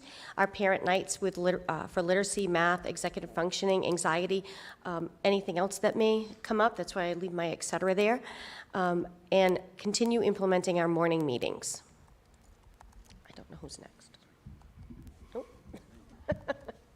So just so you know, our third goal is the area where we're all slightly different, so that's why we're talking a little bit different. So in our building, what we're hoping to do next year, it's the same goal in all 3 buildings, but slightly different action steps. We are continuing to do some work to develop an understanding of some of the disabilities that we're seeing with our kids. This is actually we did meet yesterday and as part of a district-wide plan to take a look at trauma and its impact on kids. We've done some work at HBB on understanding executive functioning. We have been and will continue to implement an SEL screener, which is, again, I talk about that PLC. That data is really important to see which kids are struggling, which kids we need to intervene with. So in our building, we use that to develop support groups for kids that are struggling socially, So we have like social groups that are set up that our adjustment counselor, our PE teachers run. So kids that need that extra support, we provide that. We also do that for kids that are new to the school. We're going to continue with Calmer Choice in our building, which we're excited about. That's had a really profound impact on things in our building at an important time, I think. We are going to work to start to create some alternatives for lunch and recess. We have a lot of kids that have a lot of anxiety about going outside, so I think we need to do a better job giving kids space that they can go, that they're not quite so overwhelmed with 130 kids in a cafeteria. We, on my school council, have had some conversation about having a parent cafe, which is a little bit more open-ended to parents just to HBB that want to talk about topics that might be of interest. We do work hard to have ongoing two-way communication, but we don't really have any formal opportunities for people to come in and just talk, so that was something else we're looking to institute next year. We are looking to get back to what we've done for student attendance. Our student attendance has not been great over the last couple of years, really because of COVID, and we've also lost any teeth that we had to really have kids come in and force parents to send kids in, because we do have people that have pretty serious attendance issues, but it's difficult when we then turn around and we send them home because of COVID for 10 days. So we're looking forward to getting back to that next year.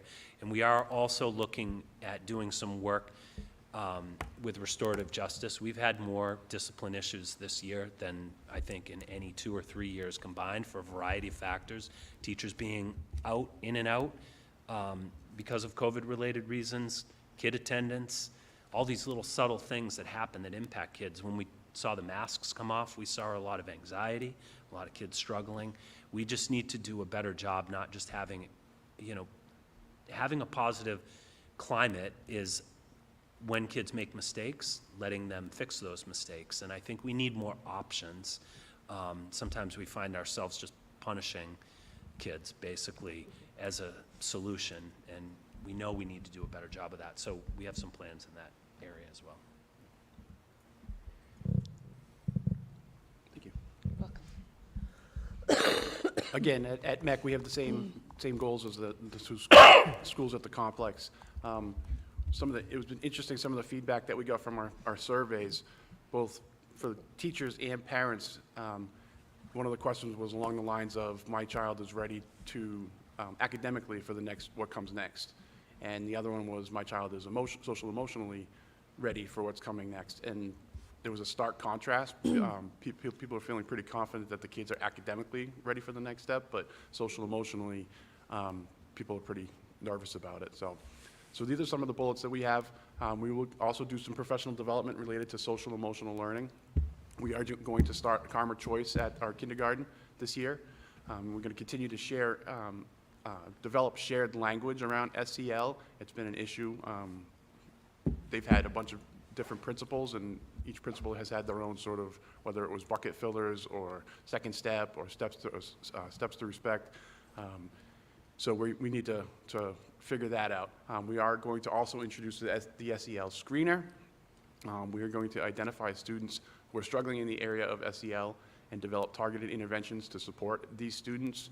We were able to hire a part-time school adjustment counselor, which MEC has not had. It's been our school psychologist who's been playing a dual role. So we have a part-time school adjustment counselor started this year. We are going to figure out the child study team process, and I know we're doing that as a district. We're going to clarify that and implement it. And then we also are going to look to have parent nights around things like executive functioning, anxiety, ADHD, et cetera. Yep.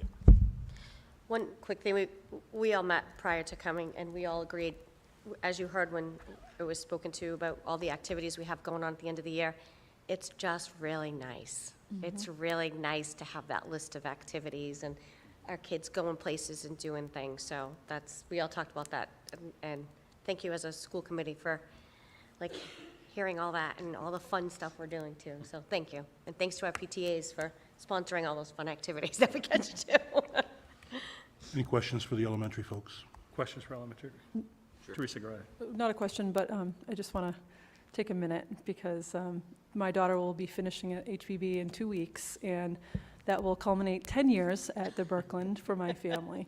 And Mr. Thompson and Mr. Gobiel have been a huge, huge part of that in my children's lives and my family's life. So just wanted to publicly thank you both for everything you have done for my kids. Numerous conversations, some fun, some not as fun, but all appreciated. So thank you very much. Rich, you got a question? Sure. Thank you. I know a lot of the real meat will come in October, and I think it makes a lot of sense to do it that way.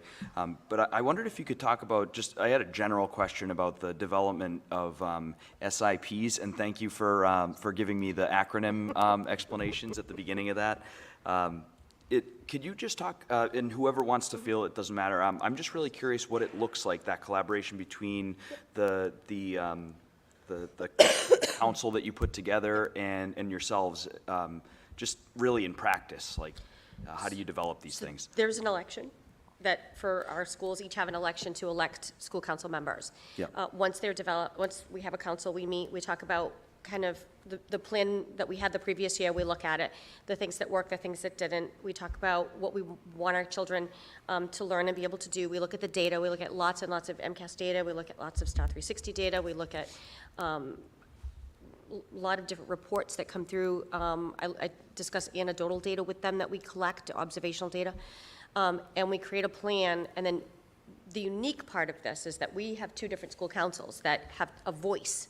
And then Mr. Thompson and I need to kind of come together and work that voice together. And it's important for our school councils to each have their own individual voice, and that's where you see kind of the SEL piece come together. That's really our individual pieces. Because again, in our council, I know your council too, we worked really hard that our kids are learning the same things, and our teachers are getting the same experiences with professional development. So that's kind of how it all comes together. We work with our councils individually, and then we meet together as admin to kind of massage all of that. And then we go back to our school councils to say, you know, we took all of your information and we met together and we get the okay from them, or we may have to go back and have further conversations about how that looks. But, go ahead. That's why I think sometimes you'll often see our third goal is very different, because I find in school council, that's often the part we spend most time talking about. That usually is the part that's reflected in the survey data, that we might have work to do, and it's just different in each building. But like the larger initiatives would be the same in the three buildings, but some of the subtleties in the way that we'll address things or move things forward will be different. Even the structure that I outlined, we're in different places in the implementation of that, right? But we have the same goal in mind. So it's taken a lot of work over the years to get ourselves to the same place in terms of philosophically where we're trying to go. So it's become easier over time. The consistency in administration right. helps with that, with us working together. Great. Yeah, thank you for explaining that. I would add, Mr. Oakley, having served on a school council myself with Mrs. Latender when she was the assistant principal at Mary Kay Good, all school councils have community at-large members, of which you are more than welcome to attend, and you can see what a school council does, and I think that's important. And I would thank everybody. You know, in some respects, Jeremy, I think you have the hardest, because you have to change your school council members, your parents every year. The elementary schools and the Nichols and the high school can retain some parents sometimes. And if you get extra lucky, you get the same parents who have other kids coming in a little bit later, so you can run with school council members for a while. Jeremy can't. Jeremy has to start everybody from anew. So that's a tough piece to do. Well, thank you for that. I agree with you. Mr. Thompson and I, we were talking about that literally today, in that it's an interesting dynamic between like our school council, but also our PTA. We're fortunate, like Mrs. Langdon's been our PTA president for a couple of years. And Mrs. Kelly's been on our school council for a couple of years because her kids were in pre-K and then K. So it works out a little bit. It works out all right. So we'll move on to John T. Nichols Middle School and invite Mrs. Heidi Latenda up.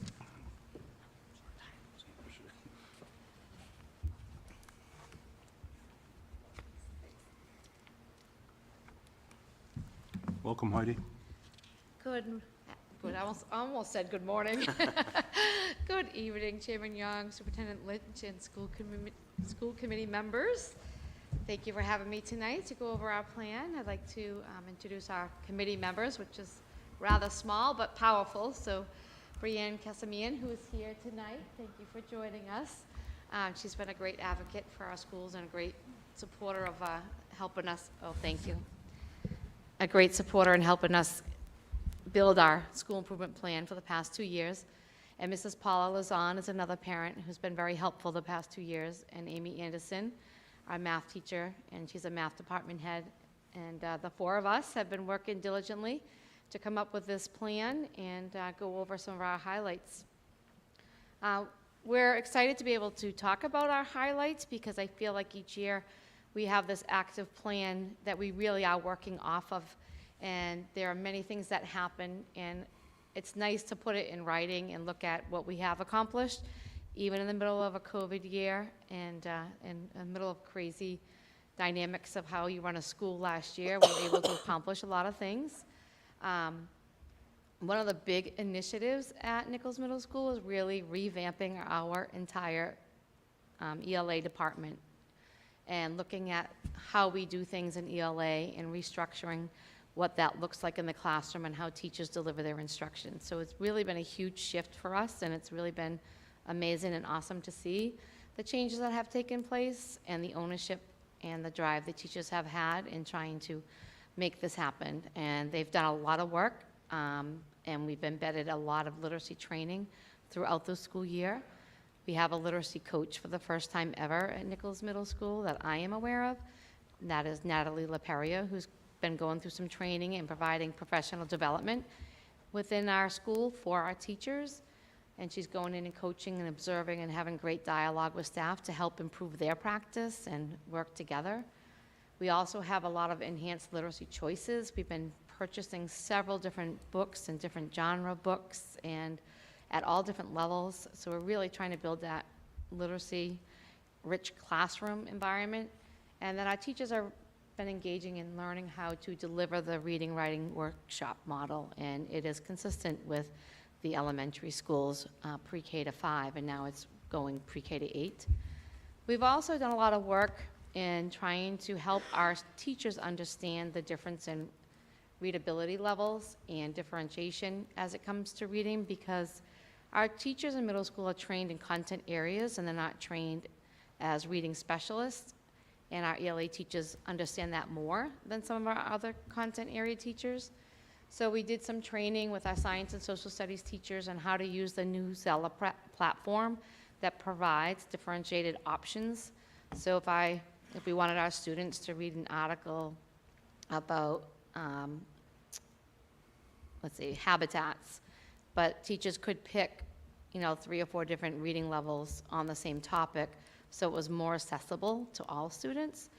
And our social studies and science, social studies and science teachers have been learning how to use that and provide more differentiated content for each of their students within their classroom, whereas before they might have one article and everyone would read the same thing. We've done training on how to understand and view what the different reading levels are based on the content, the complexity of the text. And so it was eye-opening for some of our teachers because they weren't trained in that area, rightfully so. They might be math teachers or trained in science, and things look different. But it just gives them another lens to view how they plan their instruction and how to better support all students within the classroom. And also this year we did implement Lexia, which gave us some data. As a school, we have not had consistent data throughout the building in years, unlike the elementary school who has a lot of data points. We do have our MCAS data. We also have our unit test data based on each department, but we haven't had some universal data that we've been able to look at together across all grade levels and see how students grow from year to year, aside of our MCAS data. So there are a lot of great changes happening, and it's awesome to walk around the classrooms and see all the students reading various texts, having several different books, using those sticky notes and writing anecdotal notes, and all their books are tagged. And I've had a lot of positive feedback from families about they love seeing their children engrossed in books again. I think in the past couple of years with COVID and parents doing the best they can with their situation and working parents and children are on video games. I mean, middle school kids, a lot of them are on their devices a lot. And we really want to help them find the love of reading again and just give them various opportunities and resources to do that. So, and the school committee's been very supportive with the budget process, as well as Mr. Lynch and the central office staff, about helping us, you know, achieve these goals for our school and for, most importantly, for our students. And some other highlights, I have created, we, in the guidance department, have created a gender support plan. I actually have it on there twice. And we've revamped the child study team process. Last year, I reinstated it when I started, and then we revised it again this year with the help of, we have a school psychologist this year, full-time. And last year, we had someone who was in and out, just doing testing, but not part of our school community. So we were fortunate to hire someone who really works very well with our guidance department to help tackle a lot of these things, along with our new special needs support specialist, interventionist, who has also helped drive our child study team process. We've also worked to create consistent expectations in all our common areas and redefining what is our TIGER acronym and what does it stand for, and we felt it was important to add inclusivity. We've also been able to reinstate a lot of our after-school programs this year, which has been wonderful to see, and our students being part of our school community, staying after, having fun, engaging in various clubs, Builders Club, Student Council, Art Club. We've had dances, we've had games with teachers against students after school. It's just nice to have the students be excited to stay at school and stay after school and cheer on their teammates and classmates, and it just makes school more fun, I think. And I had worked with Katie Goodine to create a report in Aspen to identify trends in student discipline data. And fortunately, we now have Panorama to help us do that as well and pull the data right from Aspen. And our assistant principals, Mr. Hancock and Mr. Rothmich, have worked diligently to update our handbook to reflect gender-neutral language. We've also had our administrative team work with the ADL this year, and I've also attended anti-bias training and several other trainings. A lot of them were virtual. And then we've also worked with the high school with the World of Difference campaign. And we recently just had the high school students come down and train our staff on some biases, and they were amazing. Mr. Brannigan, your students that came down and presented, and Molly McCulloch leading the charge with the high school students, leading and training our staff, and our staff said it was one of the great trainings they've had in a while. And it just makes you think differently and think outside the box and reflect on your own biases and where you stand with the different things, and just open your eyes and look at things differently. We've also, like I said, mentioned the gender support plan, and we've also had LGBTQ plus training with our staff in January. Thank you to Lacey Foley, who was instrumental in working with the LGBTQ plus from the Youth Commission of Massachusetts. And our teachers really appreciated having that full-day training to understand some of the laws and legalities, and how do we support our students in our schools, and what does that look like. And our teachers just want to do the right thing in supporting our students, and we want to provide a safe place for all our students, and this is some of the work we've done to achieve that goal.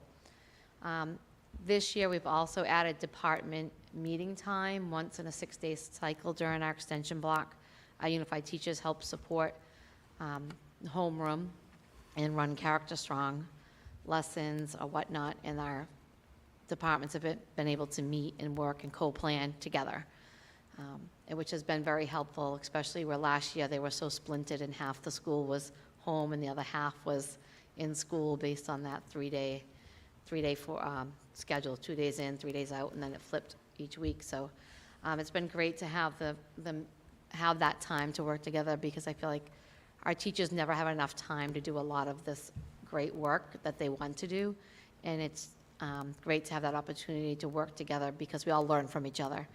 And so that's a work in progress. These are our goals for the upcoming year. There's 4 major goals. They're umbrella goals with a lot of action steps underneath them. But one of the goals that we've kind of changed this year was goal number 3, is to reestablish a school culture built on maintaining class, team, grade, and school-wide agreements that strengthen our community of learners and educators while building positive relationships with our community, our school community, including our families. We were rethinking this goal because Nichols Middle School has gone through a lot of changes over the past several years and have had several administrators in their building and leading them. The teachers have stayed the same, but their leaders have not. And I really think it's important that we really focus on how do we build and maintain a positive school culture within our school. How do we support each other between admin and teacher to teacher and teacher to student, admin to student, student to student, all those pieces that make up our school community. We are really working to make it a better, stronger, and more cohesive, inclusive school environment. And I think we've made a lot of great steps forward, but we still have a lot of work to do. And then, you know, we always are looking at student achievement and looking at our social emotional learning and how to best support students, their whole well-being, not just the academics, and to maintain safe facilities in alignment with 21st century or teaching and learning. So we have a lot of work to do, and there's a lot of great things going on, and our staff have been amazing, stepping up to the plate and really working hard to make these changes, because sometimes change is uncomfortable and brings anxiety, but we're all, you know, working together to support one another to make these changes happen so we can build that positive school environment for everyone. Our first goal really is looking at our Tier 1 and Tier 2 practices, and this was one of our major goals last year, but there's an added piece to it this coming year, is really, now that we are going to have STAR 360 data that will be benchmarking students in ELA and math in spring, winter, and fall, and then having the panorama data along with it. We'll be assessing our students and looking at all of our students and looking at their progress from early years elementary up through, you know, 6th, 7th, and 8th grade, and really making better informed decisions about how we educate our students who are sitting in front of us every day, and really looking at how do we differentiate our practice. So we have a lot of work to do with being trained in how to use STAR 360. They have numerous reports for us to analyze. I'm very excited about looking at data. It's fun for me. But it helps drive our instruction, and we need to do all that training with our staff and help them understand the reports and what that means for them, and what does that mean for their lesson planning, and what does that look like for our students when they are being taught, and how does that instruction transfer into the classroom, into the students' hands each day. So we have a lot of work to do in this area, but it will be great work, and we're excited about moving forward. And we'll be developing that unit assessment and common benchmark assessments throughout the year. And I know Dr. Markolitis is working on that with the curriculum department. We are continuing our training in English language arts. Our teachers have been trained in various components of our model, literacy model, but there's still more work to do. And we're getting there, we're moving forward, and we're excited about the changes that are happening. We want to enhance writing across all disciplines. Writing is an area that is a weak area, I think, across the district, and not only at Nichols Middle School, but it is a focus area for us. There is a math curriculum review going on, and we have really a homegrown math curriculum with our teachers have been very diligent in developing their units in math and sharing with each other across the grade level, and it's about housing and streamlining it in one area for all of them to access and use. And really, I would like to focus on really enhancing our co-teaching training for our general education and special education teachers, so that all our teachers are working together within the classroom. We've had a lot of changes in our building. I reshuffled the entire school last year with the different teams and added in 3 teams. So new teachers and different teachers are working together, and they have to learn how to build that relationship and understand each other's nuances and strengths and how to work together as a team. But I'd love to see some co-teaching different, teachers using different co-teaching models within the classroom setting. And that comes with time and comfort and understanding how both teachers work together in a classroom. So those are some of our goals that will fall under goal number 1. And this past year, because of COVID, we did not have assemblies with our grade levels and teams about conflict resolution and code of conduct and school expectations, and it really was done at the classroom level because we couldn't bring all the students together in one room.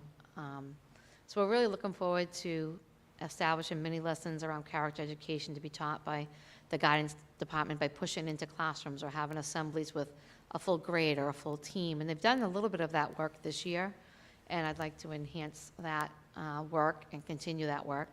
And also have our administrative team do some assemblies with our students about,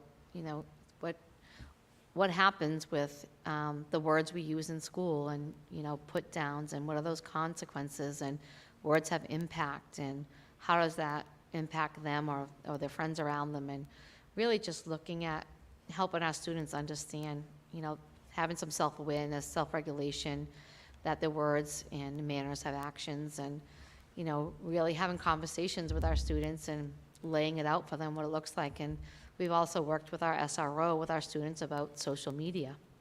And middle school students do make poor choices with social media, but do not really understand the impact. So there's a lot of work to do in that area, and I don't think we can drive home that message strong enough to our students and our families. It's an ongoing problem every day that we deal with, but it's developmental with our students, and it's just about educating them and helping them understand how to make better choices. And then we really want to enhance some common expectations around the PBIS model, which is positive behavior intervention and supports, which ties back into building common language around expectations throughout our school. And I really like to get back to having our monthly guidance meetings and check in on students. Who are our tier 1, 2, 3 students? What students need additional supports? How are we helping them and their families? And so we have more work to do there. So we have a lot of goals, but I'm excited about the work ahead.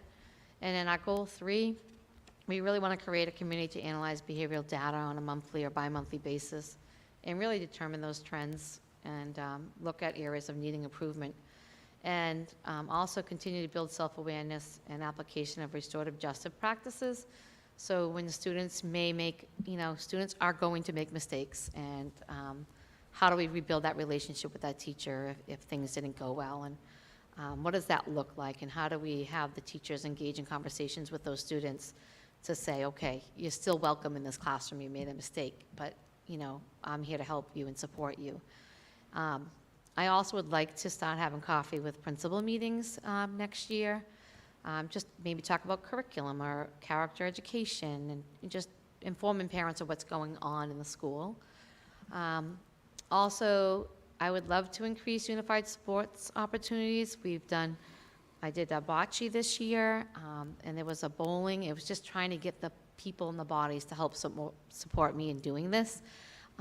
And our students who did engage in the bocce loved it, and I really just wanted more opportunities for them. And this is something I'm really looking forward to growing in our school. And continue with our cultural awareness and partner with the high school and celebrate diversity all year and building student voice. And we've had a lot of great students coming up with ideas for us and sharing their ideas and making announcements over the intercom. I had a couple of students who emailed me one weekend and said, Mrs. Latender, can we celebrate National Women's Month and Women's History? And I said, absolutely. And they came up with a PowerPoint, and every month they celebrated one female and did a PowerPoint for each one. And every morning they came up and announced that person, whether it was Clara Barton or someone else, or Wilma Rudolph, and just talked about their accomplishments and shared it over the intercom. And I love having students come up with ideas and sharing their voice, and and we want to build upon that.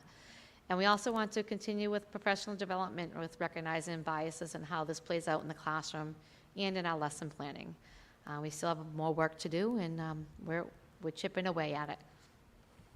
Also, our goal 4 is really about our facilities and resources and materials. We want to keep up with, obviously, the aesthetics of our school. We have a beautiful school, and we're very fortunate to have such a great facility to teach and educate students in. And, you know, we want to keep up with the roof repairs. I know Hutch has been working on that. And finish and pave in the driveway once that water tower is built. We want to maintain the structural integrity, and we want to create an outdoor classroom space. That's a goal. It might not happen right away, but we have great areas on our grounds to be able to do that. And I've talked with Sean about updating the whiteboards in each classroom, and he has a plan for that. And we want to maintain our one-to-one devices and repair some of the ramps at our back doors. With COVID, we had some doors that we started using more frequently with mask breaks, and now teachers use them all the time. And we had scan cards put on those doors so teachers can access them. So there's just a lot of things we want to keep up and maintain and keep our beautiful facility going and ready for learning and teaching every day. So, and that's all I have at this time. I don't know if anyone has any questions. Questions from Mrs. Latender? Thank you, Heidi, for. There are none. We'll call up Mr. Brannigan. Thank you.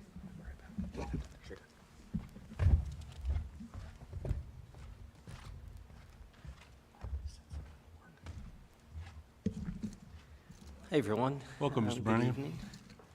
I'm excited to share with you just some of the highlights of this year, but also just some of the highlights of our plan that we would bring to you in the fall. You see on the first slide just our members of the committee of our school council here at the high school. I thank you to Heather Montross, who serves as the chair, who's a parent, Elizabeth Ching Bush, Samantha Descharnes, who is a teacher here, Brianne Kesselman, who's here tonight. Thank you for being here. Hannah Marshall, who is our new student council president, sits on the council. Joanne Salamone, who's a math teacher. Bonnie Soul, a parent. And then, of course, my role on the committee as well. I just wanted to go back and revisit, just these were the goals for this active school year that you had approved a year ago. And so basically what I want to do is not take you through each of them, but just really just quickly, just some of the major highlights that we're really proud of this year. As you've heard, I think that this year has been kind of an interesting year for all the schools. And then I think that we are really pleased of things that came out of just responses to things we needed to do, but at the same as that time, just really how it linked right back into our work within our school improvement plan. First and foremost, the improvement of instructional strategies to meet the needs of our students with the re-engagement in a full-time and in-person learning. This was a huge area of focus to really help our students balance their use of technology, but also the ability to use in-person experiences, going back to cooperative learning, going back to group work, and just some of those kind of homegrown, kind of organic strategies that we needed to do. But at the same as that time, also looking at what is an honors program, what is a college preparatory program, and just really doing some self-reflection work on really what that is. And really, what does it look like in the ninth grade? Because of our ninth grade students in particular, we needed to really look at actually, well, what does an honors student look like in the ninth grade and compared to a college preparatory student, which was really one of the goals we had for this year, regardless, was to really be looking at our leveling system. In curriculum, just the ongoing renewal work and revising and reviewing of our curriculum in all areas. The data analysis and student performance from MCAS to our common assessments in the core content areas, it just allowed for us to be able to really looking at really some of the pieces of our programming, but also our electives program, which is one of our goals for the last year and this upcoming year as well, potentially, is looking at the electives throughout the school. In terms of assessment, just the beginning of the engagement and partnership with Project-Based Learning Works, or PBL, and that just to note the fact that this high school is actually designed as a project-based learning school. So when you walk through the building and see the collaboration spaces and the open spaces, it's really intentional. So we were really fortunate this fall to be able to begin our work in the learning of PBL, of having our teachers begin to be exposed to that, and we're looking forward to the continuation of that. The infusion of the Modern Classroom Project, which was really instrumental last year when we were in the hybrid model, but also with really blending that with the in-person instructional practices. that so many teachers had really created some unbelievable work from the Modern Classroom Project, which really entrenched in the use of technology, but then really infusing back in those in-personal instructional strategies. And then really just, we as a faculty came together and really had a long discussion about our midterm exams and our final exams. And really for a very long time, the fact that those exams had their own column on a report card. And we really modified that because we really went back to really what's the purpose of really what these exams are, why do we do them? And after that, it became the fact that they were now being incorporated into the quarter grades and the loss of that on the report card, which was a good thing. In the transition piece, the opening of the Cranberry Cafe and the Ames program, which was really a highlight of the school. We were really looking at taking our postgraduate students here at the high school and really the beginnings of creating an entrepreneurial program for them, and the opening of the Cranberry Cafe, which is the new cafe here at the high school, which is being run by the Ames program, but also a grade 9 transition program. In full disclosure, at the beginning of the school year, we were really finding some challenge with really engaging the newest of our students. And that we came together and really started to look at really, well, what do we need to be doing and how do we engage this group? And really this transition program or this transition plan really was so helpful with our engagement and our infusion of really our teaching strategies and learning paradigms for our ninth grade students. School counseling, the transition of our school counseling program, this has been a really unique place for them because for so many years, our guidance program, now school counseling, was attached to the administrative wing of the high school, and now they're in their own space in the building. And this was a huge part of this goal, was to really create this identity and a space of a school counseling program. And I've been really proud of what that department has done. The creation implementation of a transition room, as you know, in this new building, there is a whole transition room that's attached to the school counseling program. And really having this space be an area for students who are coming back from long-term absences, a space for students who just need a moment to be in a space that is quiet and to work with a member of our faculty, and it has become a really vital location in our school. And also what we're really excited by is our Future Ready program, which I'll explain to you in just a few moments, but we really took a pretty big step just this week of really the beginning processes of really creating our Future Ready program. And really, I think a goal that has been a long time coming is the completion of a proposed new high school schedule, which we're hoping to launch in the 23-24 school year. And then lastly, just NEASC, which completing of our draft of the vision of the graduate, and I think the biggest one is that we officially came off warning with our accreditation this year, which was a huge, huge accomplishment for this school. And lastly, our cultural proficiency goal, our relaunch of the World of Difference program, as Mrs. Latender had mentioned, really just the work that our student mentors have done and their work with our faculty as well as the faculty at the middle school. We had an anti-bias training for the entire faculty and staff here at the high school in January. And really having our content areas go through a bias protocol. It's called the 7 Forms of Bias, and it's really just a protocol for us to be looking at really what voices are there, and looking at making sure that that all of our engagements are diverse in scope. And really just our focus for the upcoming year, and this is just really some highlights. As you know, at the high school level, there's just so many more goals that need to be kind of focused on in our work. Our teaching and learning goal, our strategic planning, transition, health and wellness, innovation, and future ready, our NEASC goal, our new schedule, and as well as continue with our cultural proficiency goal. But these next couple of slides are just really the highlights of our areas. Our redesign of our freshman academy, we've mobilized a team of teachers that will begin the work, we hope, before the end of the month, to begin the process of really looking at really what lessons have we learned from our ninth graders this year, and then how do we redesign kind of a full, a real program to really look at all of our ninth graders when they walk in the door in September, and really some of the strategies in the classroom, some of the protocols there as well. We've done a lot of work from our leveling kind of engagement and really looking at our 9th and 10th graders in particular, And really, the beginning of what we hope to do is infuse pre-AP skills into all 9th and 10th grade courses. And this is really intentional because we really want students to become academic risk takers to some degree in their high school years, and to be able to actually have pre-AP skills in all of our classes. So there may be a little bit more confidence for that student to say, I know I could go into an AP course and really be successful in that as well.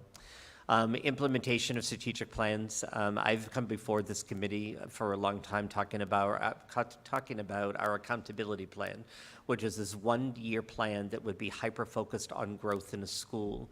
And we've really shifted that to these now strategic plans. And the goal is in the fall of this year, we will begin the work of really working towards the completion of these 3-year strategic plans. And it'll be content-driven based on every content area in the building. And really, it will be based upon a traffic light model where everyone will start in the red as we will do progress monitoring to move ourselves into the yellow. And as we're meeting our goals throughout the building, they will become green. And if you notice the fact that it ends at the doorstep of our accreditation visit in 2025. The creation of a mentoring program is part of our transition goal. Really working with the student mentors in our Start Strong program, as Nathan is one of them, is really the beginning phases of creating a mentoring program that will pair seniors in the class of 2023 with freshmen in the class of 2026. Our health and wellness goal, which has always been something we've had in our school improvement plan, but I've never felt more a sense of urgency to really re-engage this with our school. Our redesign of our child study team, as you've heard this throughout the other buildings, but we're really excited about the work to come for our school with our redesign of our child study team. Our PBIS training for all staff are looking at tier intervention supports as well. As you heard Mrs. Latender mention that will be a goal here at the high school as well. A real focus on trauma-informed classroom training for teachers, and really looking at really what tools are we using and what tools maybe are out of date and which tools now need to be put into that toolbox. And a redesign of our advisory program as well. So we're really excited by this particular goal. And really, our last part is just the creation of our Middleborough Future Ready program. I'm really excited about the progress of this over time and to be able to bring to you elements of this over the next many months. But in essence, that the Future Ready program has really taken our college planning program, as well as our career planning, and really merging them in together into really how do we ensure that all of our students leaving here are really future ready. We've partnered with the Sachem and Pride Alumni Foundation, our school counseling team, our Tony Cupie, our Innovation Lab coordinator, and had a really powerful meeting earlier this week about really beginning the tenets of really what does it look like to create real on-ground mentorship of our alumni and community people to really show our students what they can become when they leave Middleborough High School. The completion of our Vision of the Graduate, which is a mandate for us in regards to our accreditation, but we as a faculty are pretty close to done with the draft document, and then eventually we'll bring it into the other schools for their input as well. We officially have to begin our NEASC preparation in the upcoming school year of our self-reflection report, which they've changed the entire process. For the next school year, we will write our self-reflection of who we are as a school. NEASC will then come in hopefully the fall of '23, spring of '24, where basically they will see our self-reflection, we will share where we think we want to go, and then from there they'll give us feedback to prepare for our official visit in 2025. Really, if it's approved, the design and preparation for the launch of the new high school schedule, and the continuation of our work with the commitment to belonging of our cultural proficiency goal. We've been having a lot of conversation about branding and really about a campaign of that when you walk into our building, you know that all are welcome. And so that is something that we'll be working on with many of our students. Our World of Difference program, the continuation of that and really embedding it into our student activities program. And really you see a no place for hate. I'll tell you that based upon the horrific incident that took place on our campus back in March and the mobilization of our student body, that we really want to start the beginning of creating a real organic, homegrown, real program of really looking at the fact that all are welcome here. And so that is something we want to begin this summer. So that's kind of just a little bit of where we are in scope. And so I can take any questions if there are any. Any questions for Mr. Reiniger? Rich, go right ahead. Sure. Thank you very much, Mr. Brannigan. A lot of highlights in there, and one of them I just wanted to ask you a little bit more about because just the way it was worded sounded really interesting to me, and I wondered if you could just briefly touch on what the trauma-informed classroom training is. Sure. So it's really looking at, for example, I'll give you one that sometimes can be irksome for a teacher, and our reaction to it may be such that it is really the wrong approach. So in trauma-informed classrooms, it's really looking at behaviors that you may see in a classroom, and that we may be thinking it may be disobedience. It could be something where they are disengaged. So you have a student who may have his or her head down on the desk, and they're completely disengaged in the class. We may be thinking that is being insubordinate, and our reactions to such may be in kind of that, when in actuality, that student may be really having a really challenging time.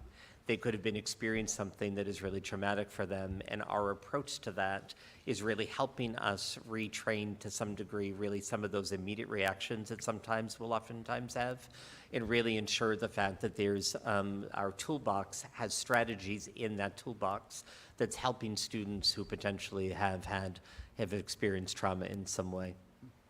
Sounds excellent. Thank you. Paul, since there are no questions, I can't let you leave without saying thank you. I know what you go through, not just for graduation, but for the week before. And as always, you run a wonderful show each night for everyone and do a terrific job. And so for that, I want to say thank you.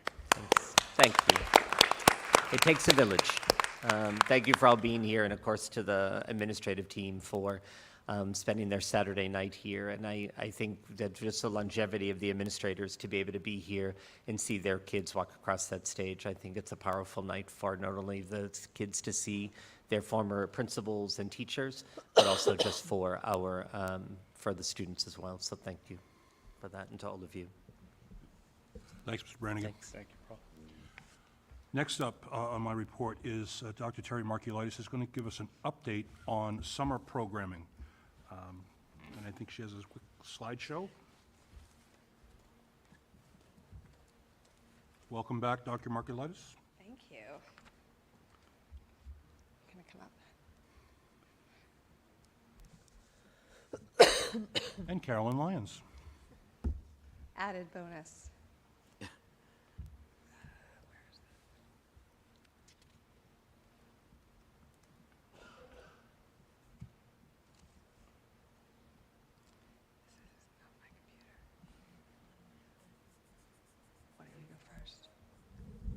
While Dr. Markulitis finds her, just queues up her slides, what I can do is talk briefly about the Extended School Year Program, which is one of the many summer programs you're going to hear about tonight.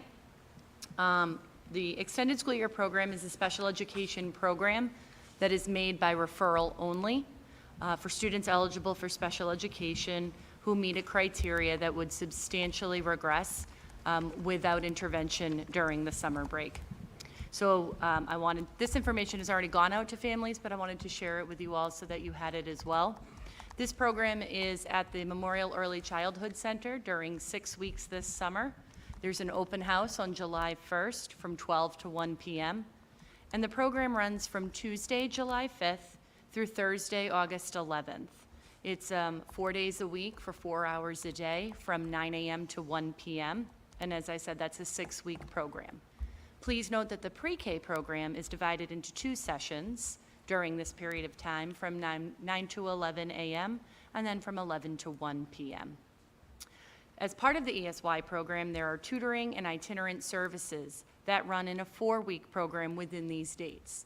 This program starts on Monday, July 11th and runs through Thursday, August 4th. As I've told you many years before, I'm excited to welcome back Tricia Ferretti in a coordinator position, along with Wendy Youngklaus, one of our district RBTs, Registered Behavior Technicians. They'll be co-chairing this program this summer. And what I'm excited to share tonight is 3 significant improvements to the program that came out of our program evaluation.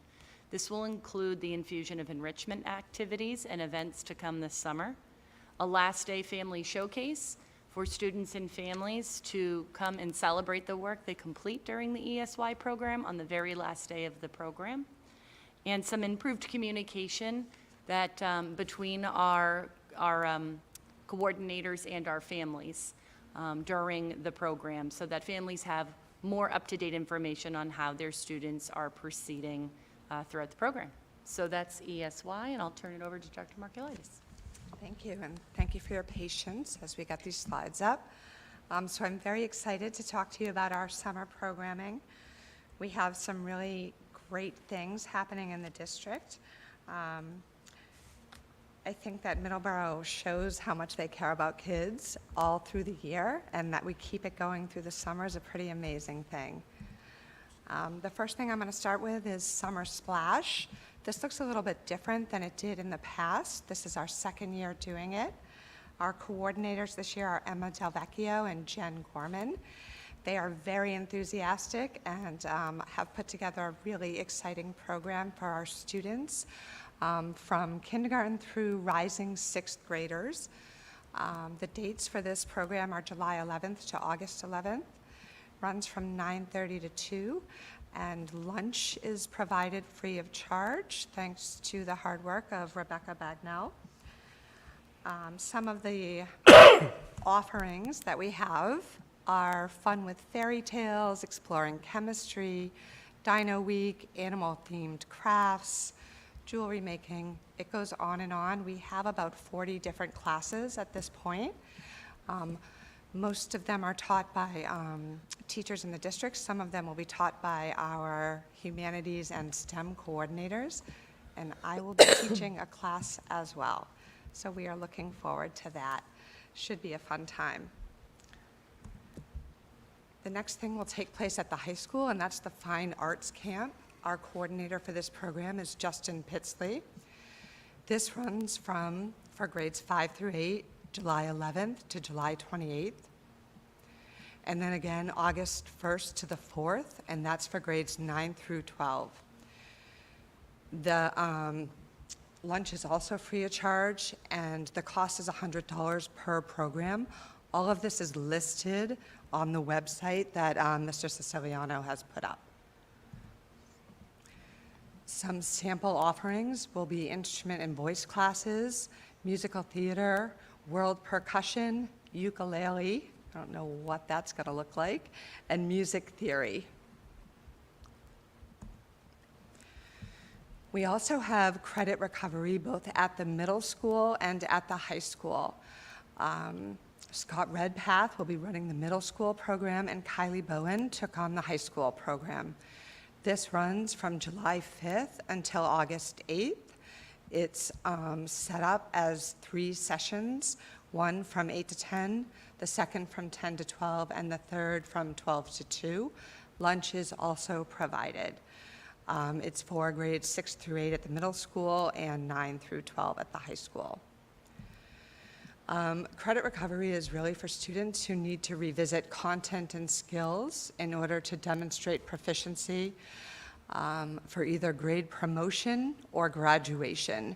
And we have teachers from across several content areas, including ELA, science, math, world language, and arts. And that's it. Any questions? Any questions of Dr. Markelitis? Any questions about summer programs? Rich, Sure. go right ahead. Mr. Chair, this might be a Mr. Lynch question, I'm not sure, but I think I remember last year that we were very lucky to get some, I believe, some funding for the Summer Splash program, and I just wanted to ask. We have some federal funding that's subsidizing this program, Got it. but not the entire program. Last year, we were able to pay for the entire program. This year, we couldn't do that. Sure. I guess just a natural progression of our kind of exit out of the kind of COVID. But I would say that if affordability is a factor for a parent, we'll have conversations with those families.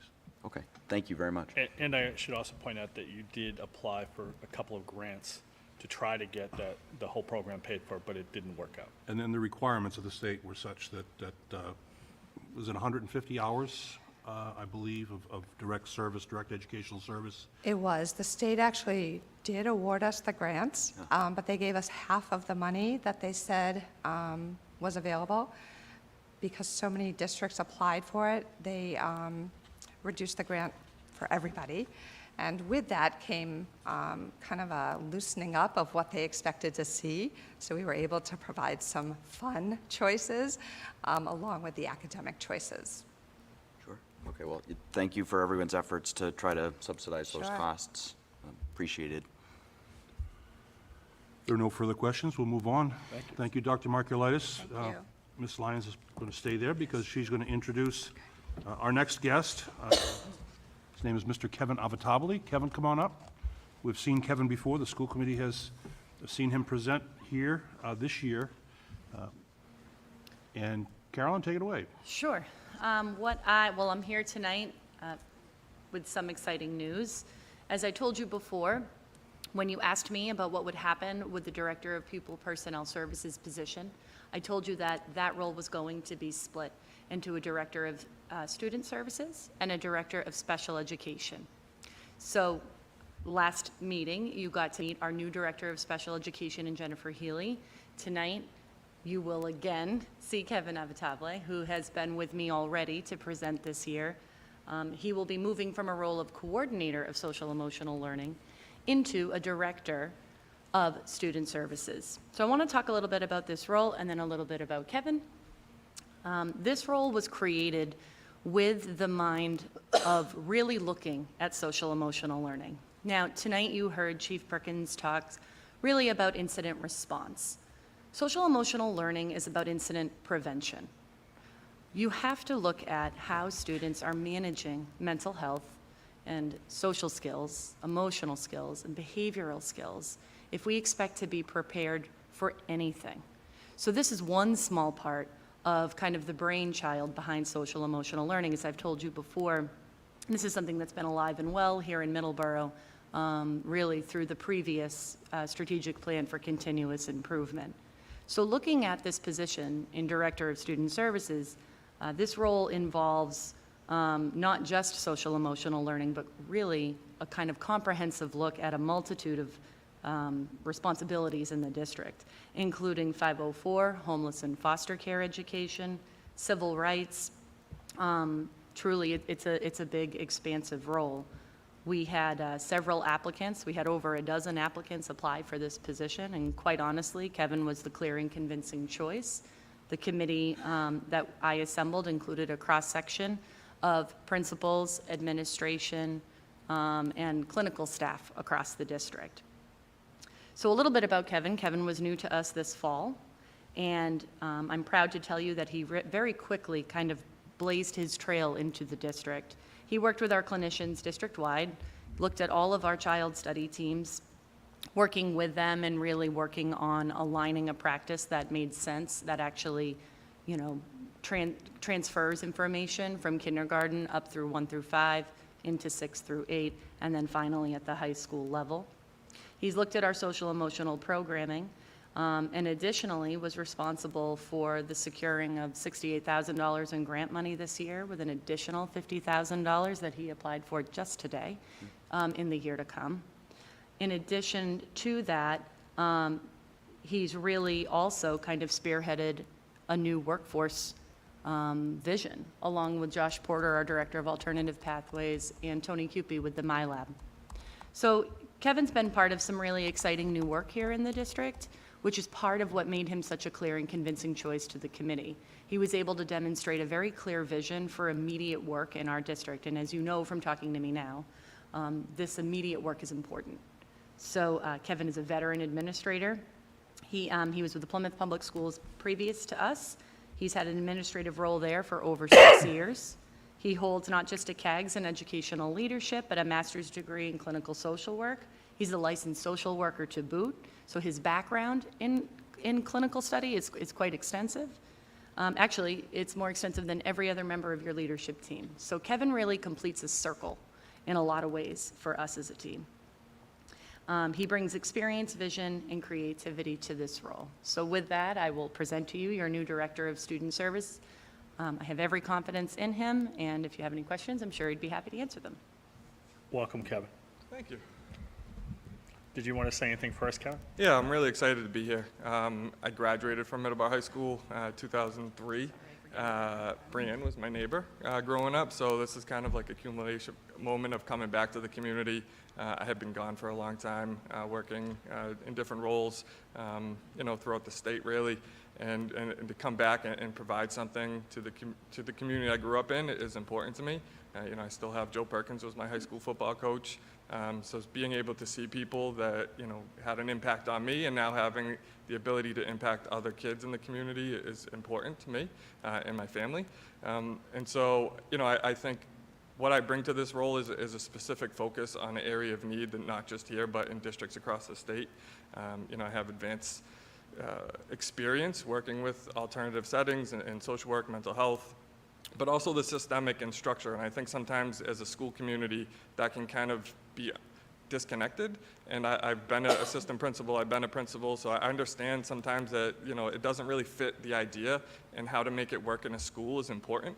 And so working with the clinical staff at each level and letting them know like what they can do and what they can't do, and allowing creativity within their positions will help with a lot of our tiered responses, Tier 1 and Tier 2 specifically, and being able to get out there and utilize professional development to expand not only our teachers' roles, but our clinical staff, and giving them the tools that they need in order to better support.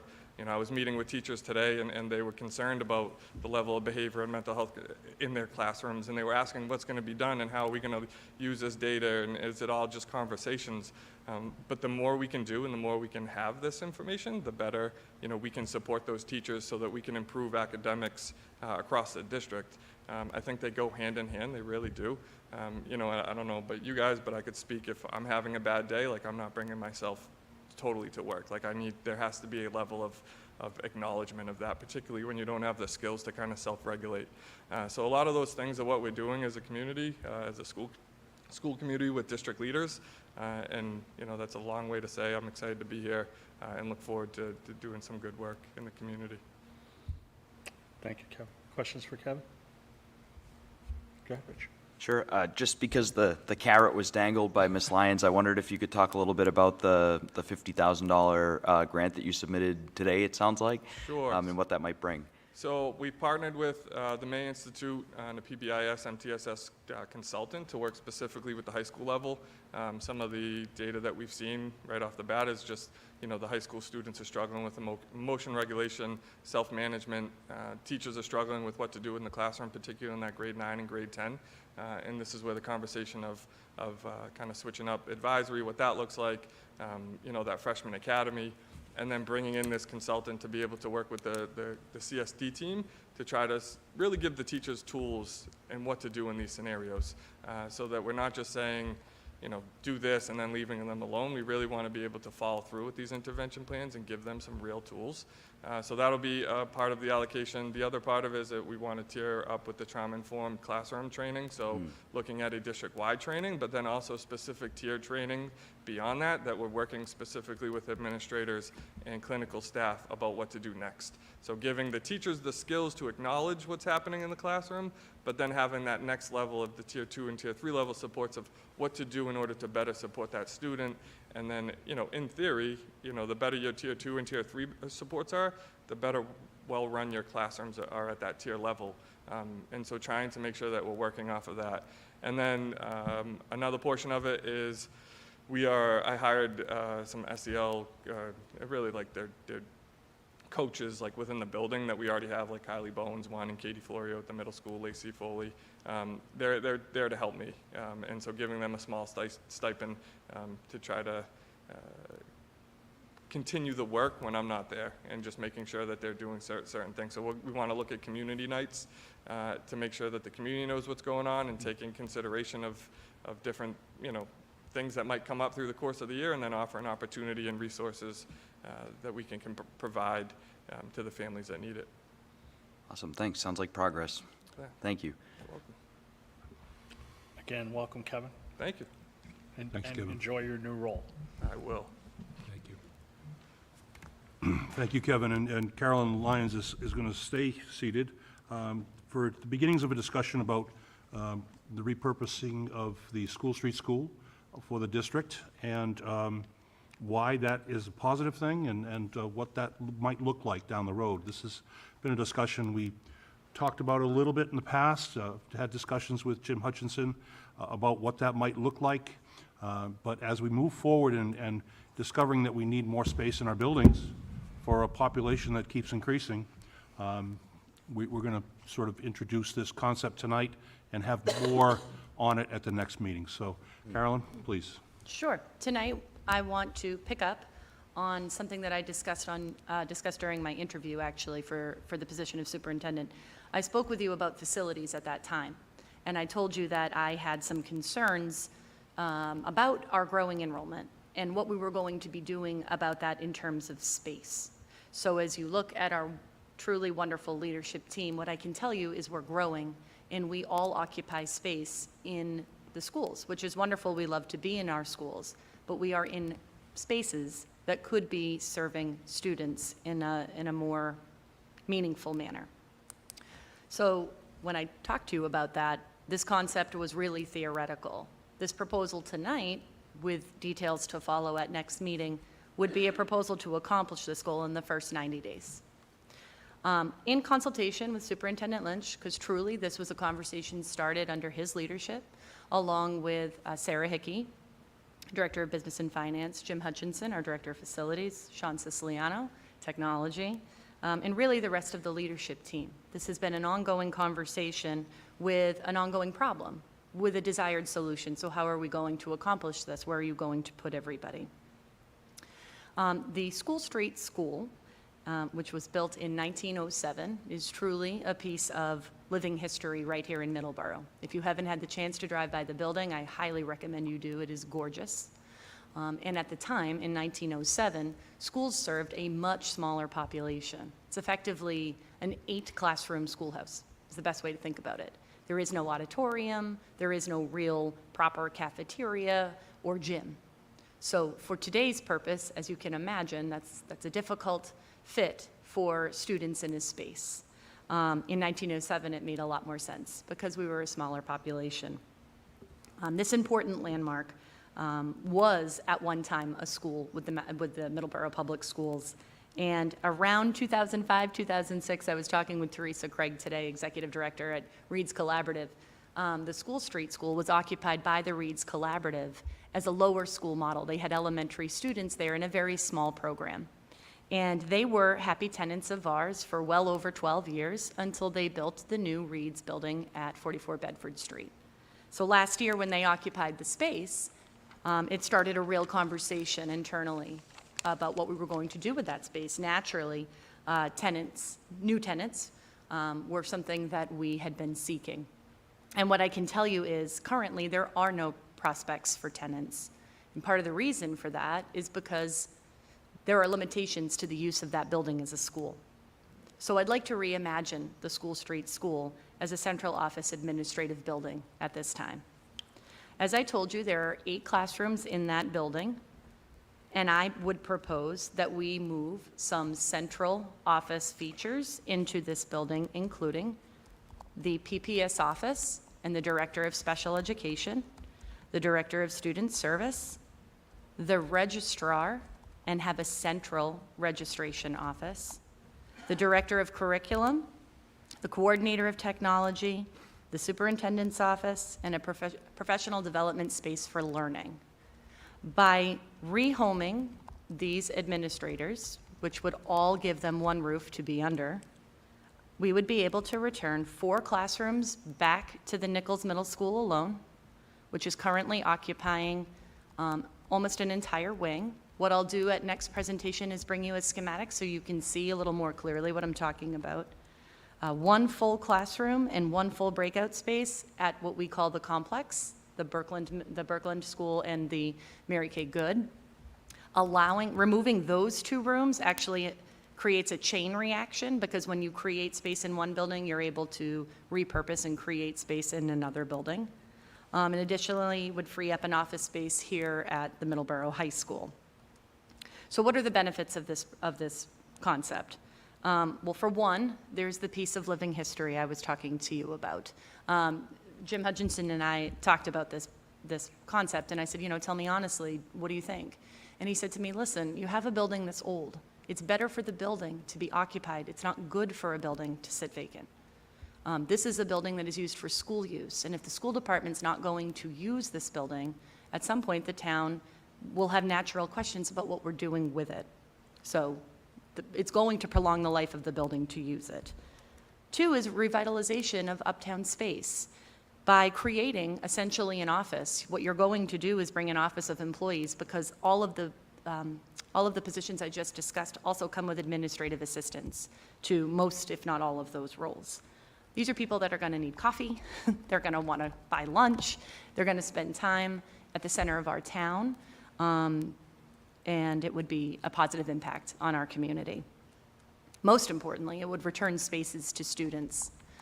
As much as I want to see our people in our buildings, and I fully expect all of us to be in our buildings, our offices don't need to be occupying classroom space that would make our buildings more comfortable for student use. There's also a 0 impact on the proposed budget under this plan.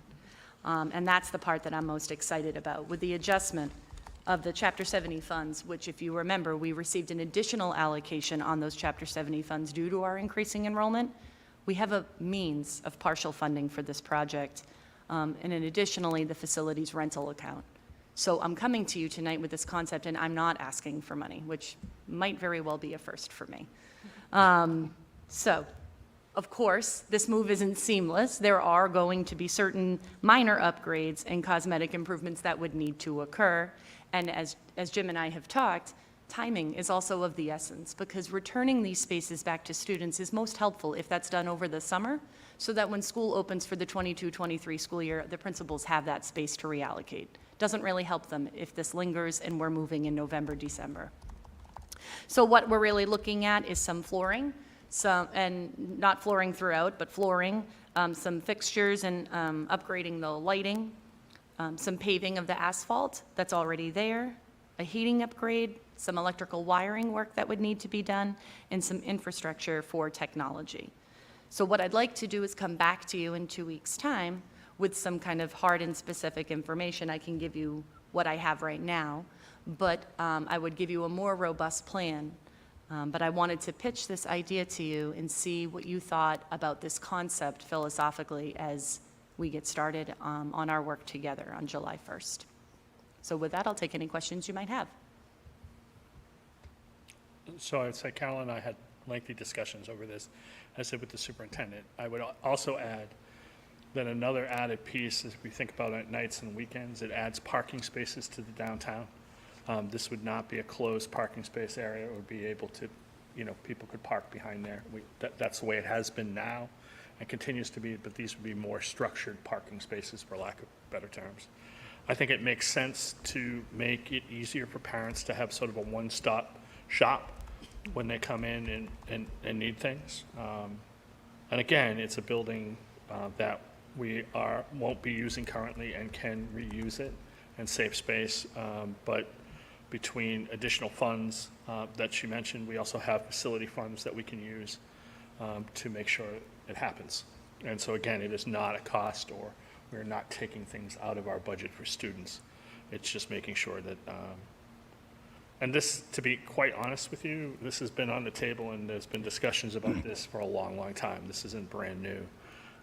This is something Brian and I have started, and it just made sense. And I know Carolyn brought it up in her interview, and so it continued to be on the table. And I agree that Hutch's people need time, and the summertime's the perfect time for them to do it, and especially to rehab classrooms. So. Mr. Chair? Yes. I love the idea. I think the collaboration across the disciplines is my favorite part. Just having you all in that building together and just being able to just drop an idea, just have the conversations. I think now everyone's sort of spread apart, and it makes it a little more difficult for that. So that's my favorite part of it. Thanks. Great. Rich?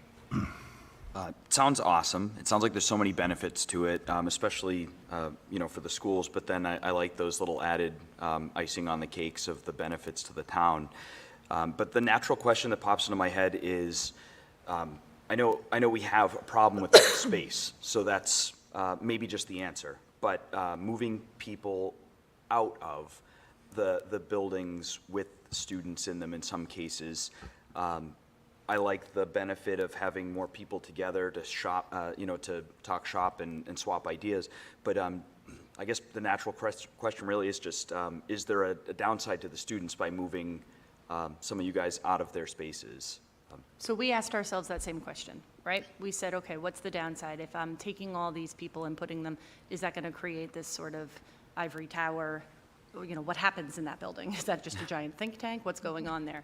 A couple of notes. If you'll notice, all the coordinators are not on this list. It was very important to the directors, so that's the director of curriculum and the director of special education, that all the coordinators who make up our larger team were not going to be taken out of buildings. When you think about what we do, there are long arms. And what Kevin was just talking about with his SEL coaches, for example, these are clinical staff in our buildings. These people are going to remain in their buildings. And it is my deeply held hope that, yes, this is office space, but we're also talking about a model of group learning walks. So my hope is, and I've meant it when I said it, but my hope is to be a very present source and kind of visible person in the district. I was today at MKG at the 5th grade science fair, and I want to continue to do events like that, as does the rest of this team, because we know that we're stronger together. And yes, while of course we're going to need time to work out of our offices, our desire isn't to be there alone or for any extended length of time. There were a couple of positions that we talked about, do they belong there? And we're still going through that process. One of the people that Sarah Hickey brought up to me was our family resource coordinator. So we've kind of done an individual analysis for each role. It's a very intentioned process that these particular roles are here. When I spoke with Meg Quirk, she said, to be honest with you, it's much better for me to be in the buildings. I'm collaborating with teachers and I'm meeting students' needs better there. So we kind of went through this analysis for each role and made a pointed decision. So I don't see a terrible downside to the concept. I certainly see a desire to double down and reaffirm on central office's desire to be a visible and present force in the buildings. And I view that as something that not only have I promised you, but that's up to me to make sure it happens. So if there's a downside, I guess it would be the gamble on me. Great answer. And if it's okay with you, Mr. Chair, just one more question about, this may be a 2 weeks from now answer, but the impact on space that will be freed up. I mean, just specifically, I'm thinking, obviously, the high school. I would love to, and I'm sure this is part of what you're preparing, but I would love to know, specifically what will be done with the space that is opened up, with regards to students, of course, but any other potential uses. Great question, and definitely after having this, I wanted to gauge your reaction. I wanted to see what school committee felt about this concept. I'll certainly go back to work with the principals, who I can tell are very happy sitting over there. So I expect to come back to you with some concrete plans so that you can see firsthand what that's going to mean as of, I believe our first day is September 1st, that we open our doors in the 22-23 school year. Great. Sounds good. Thank you. So I think you have your answer. And we'll see you in 2 weeks, Carol. I will see you in 2 weeks. Thank you. I just want to add that School Street School was a neighborhood school for me. I went to 3rd and 4th grade there. I had Mrs. Harlow in 3rd grade and Mrs. Gibbs in 4th grade. Fond memories of walking home for lunch and returning to school for a recess. And it's a great old school, and I'm really happy that we're going to keep it under school committee control and utilize it to the benefit of the district. So lots of good times at the old School Street School. Wait, I forgot. If Hutch can find your desk, we can send it to your house. He already did. No, he didn't. I'm just kidding. I forgot one point, if you don't mind. One of the items I spoke with Principal Brannigan about today, and I'm most excited about, is how we're going to work students into this project. So he and I are going to be approaching Tony Cupie.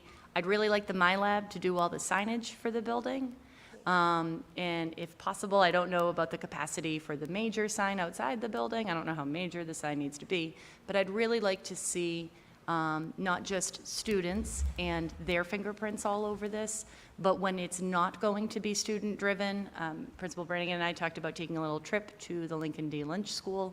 I really do view this as living history, and what I'd like to see is those halls adorned by historical artifacts. So this really is a gift to the community as well, to preserve this place and honor Middleborough's very deep tradition and history.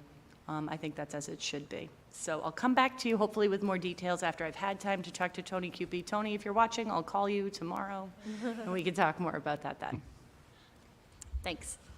Thank you, Ms. Lyons. And that concludes my report for the evening, Mr. Chair. Thank you, Superintendent Lynch.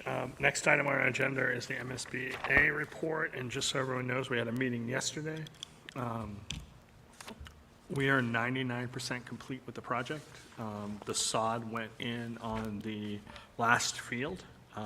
It has been all set, and it requires one more growing season, which means next spring students can play on the field. We also, the top coat is complete on the tennis courts, and the tennis court servicing will begin on 6/13, and should be done by the end of the month. We are in the midst of finalizing our punch list. Anything at the next meeting that's not finished will be monetized, and there'll be an expectation of money back about how we're going to get those pieces.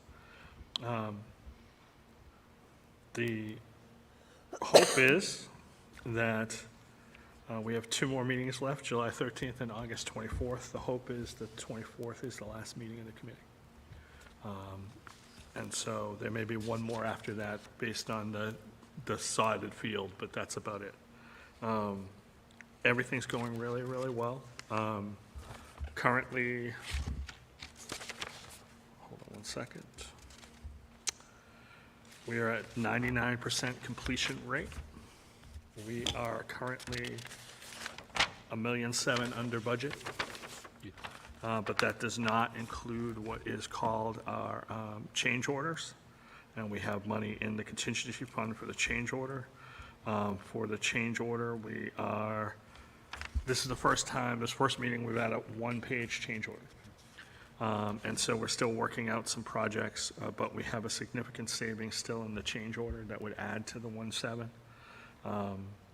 And also currently in the change order, we're running the numbers for COVID. So all said and done, we'll add an additional $810,000 to this list, so it will be additional funds. We have $770,000 paid out. Right. And we're at 810, I believe, is the final number, so we're waiting a final payment from Plymouth County. But again, I would add that money, because the Plymouth County Commissioners decided to take control of that money, is in no way, shape, or form. We would have gotten pennies on the dollar. We would have just got the state got a per student rate for COVID relief money. We've received close to, the towns received Over $2 million. over $2 million, which they never would have gotten had we been a part of the state and the state formula. So it's a huge deal for us. So that's the MSBA project. Brian, did you have anything you wanted to add? I had a community member who was walking by the tennis courts, and there happened to be lawn sprinklers on the tennis courts because they were watering them down to see if there was any puddling. But he was very confused about why they were watering the tennis courts. And I told him initially it was just to cool them down, but then I told him the rest of the story. So, but yeah, they're running the water, a very light skim of water, and whatever puddles, they're going to correct those so the water runs off the tennis courts like they should. So, but just an aside, that's all. So any questions about MSBA? No questions. Just a last thank you to Mr. Lynch, because this is a huge project for you, and you'll be finishing up right as you get ready to retire. So thanks for all you did for this project. Appreciate it, thank you. I put the Middleborough School Committee Subcommittee assignments only because a couple people hadn't got back to me. One had got back to me today, so I'll have that for you by next meeting. So I just wanted everyone to know that. Chair will entertain a motion to approve the consent agenda. So moved. Second. It is just one item, so everyone knows it's the Mary Kay Good School Camp Read a Lot Family Engagement Event. With that, any questions? Hearing none, all those in favor say aye. Aye. Opposed? It's unanimous. Before I make the motion to adjourn, our next school committee meeting is June 23rd, and that will be the last school committee meeting for my friend. Yes. So I look forward to that we will have hopefully some fun, and hopefully the superintendent will sing Up With People for us. No. So, You know what? No. we'll see. We'll see. So with that, Chair would entertain a motion to adjourn. So moved. Second. Discussion, hearing none, all those in favor say aye. Aye. Opposed? It's unanimous. Thank you very much, everybody, and good night.